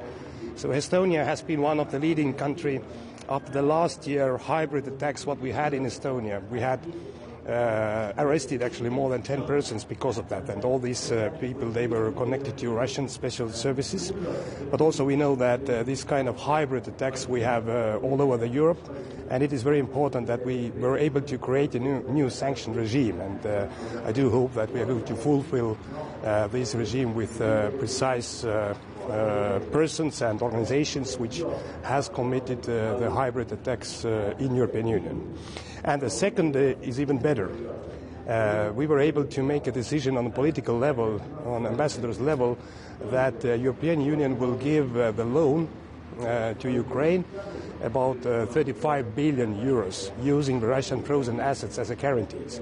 As you know, this is a part of this G7 decision, and it's very important that the European Union can do its part. It's a bigger part, and US can lead for that as well in the future. Now we are discussing today as well the decision or the guarantees for US to do its part, altogether 50 billion euros, because Ukraine needs this kind of support right now for military reasons, but also this loan must be very flexible in the meaning of supporting Ukraine before the winter, because Ukraine needs investments to the energy infrastructure, but also on a defense level. The winter will be hard. So these two very good decisions has been made, And today as well, I expect that we can move forward with this EPF decisions to use this 5 billion euros, which is stuck into EPF already more than a year. And of course, some other interesting discussions. But I think that Ukraine Foreign Minister is already speaking, so I need to hurry. As one of Ukraine's biggest backers, you talk about a difficult winter ahead. We're also a few weeks away from a possible Trump presidency. How are you feeling about that? I've been asking this question already a year, but U.S. elections will come definitely, and U.S. people will decide. But we must do our part. We must invest more heavily from European Union side.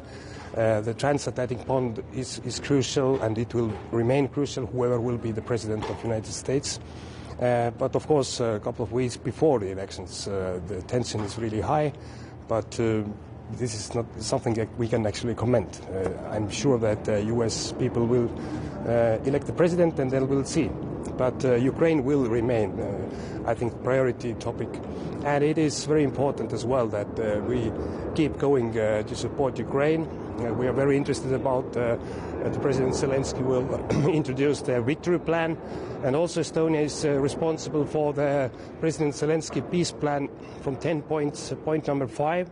Together with Argentina. It's a territorial integrity and United Nations Charter, and all the other different peace plans, in the meaning they must follow the President Zelensky plan, and there cannot be any peace initiative without Ukraine, and also without European countries, because we are creating actually the security architecture for Europe as well. So very interesting times will come. So. The idea was to create a new regime. We have all different sanction regimes in European Union, but we wanted to create the special sanction regime for those who are organizing the hybrid attacks in European Union, but also for the third countries. So we can now start list these persons or organizations, and we have like tens and tens of these kind of attacks in European Union. So it must be like a clear response for those who are organizing these kind of hybrid attacks, that we are able to sanction them, and there will be a response. Do you have a brief comment on the situation for UNIFIL? It is not acceptable that anyone can attack UNIFIL or United Nations peacekeepers. But we are going to discuss this very complicated situation. So thank you very much.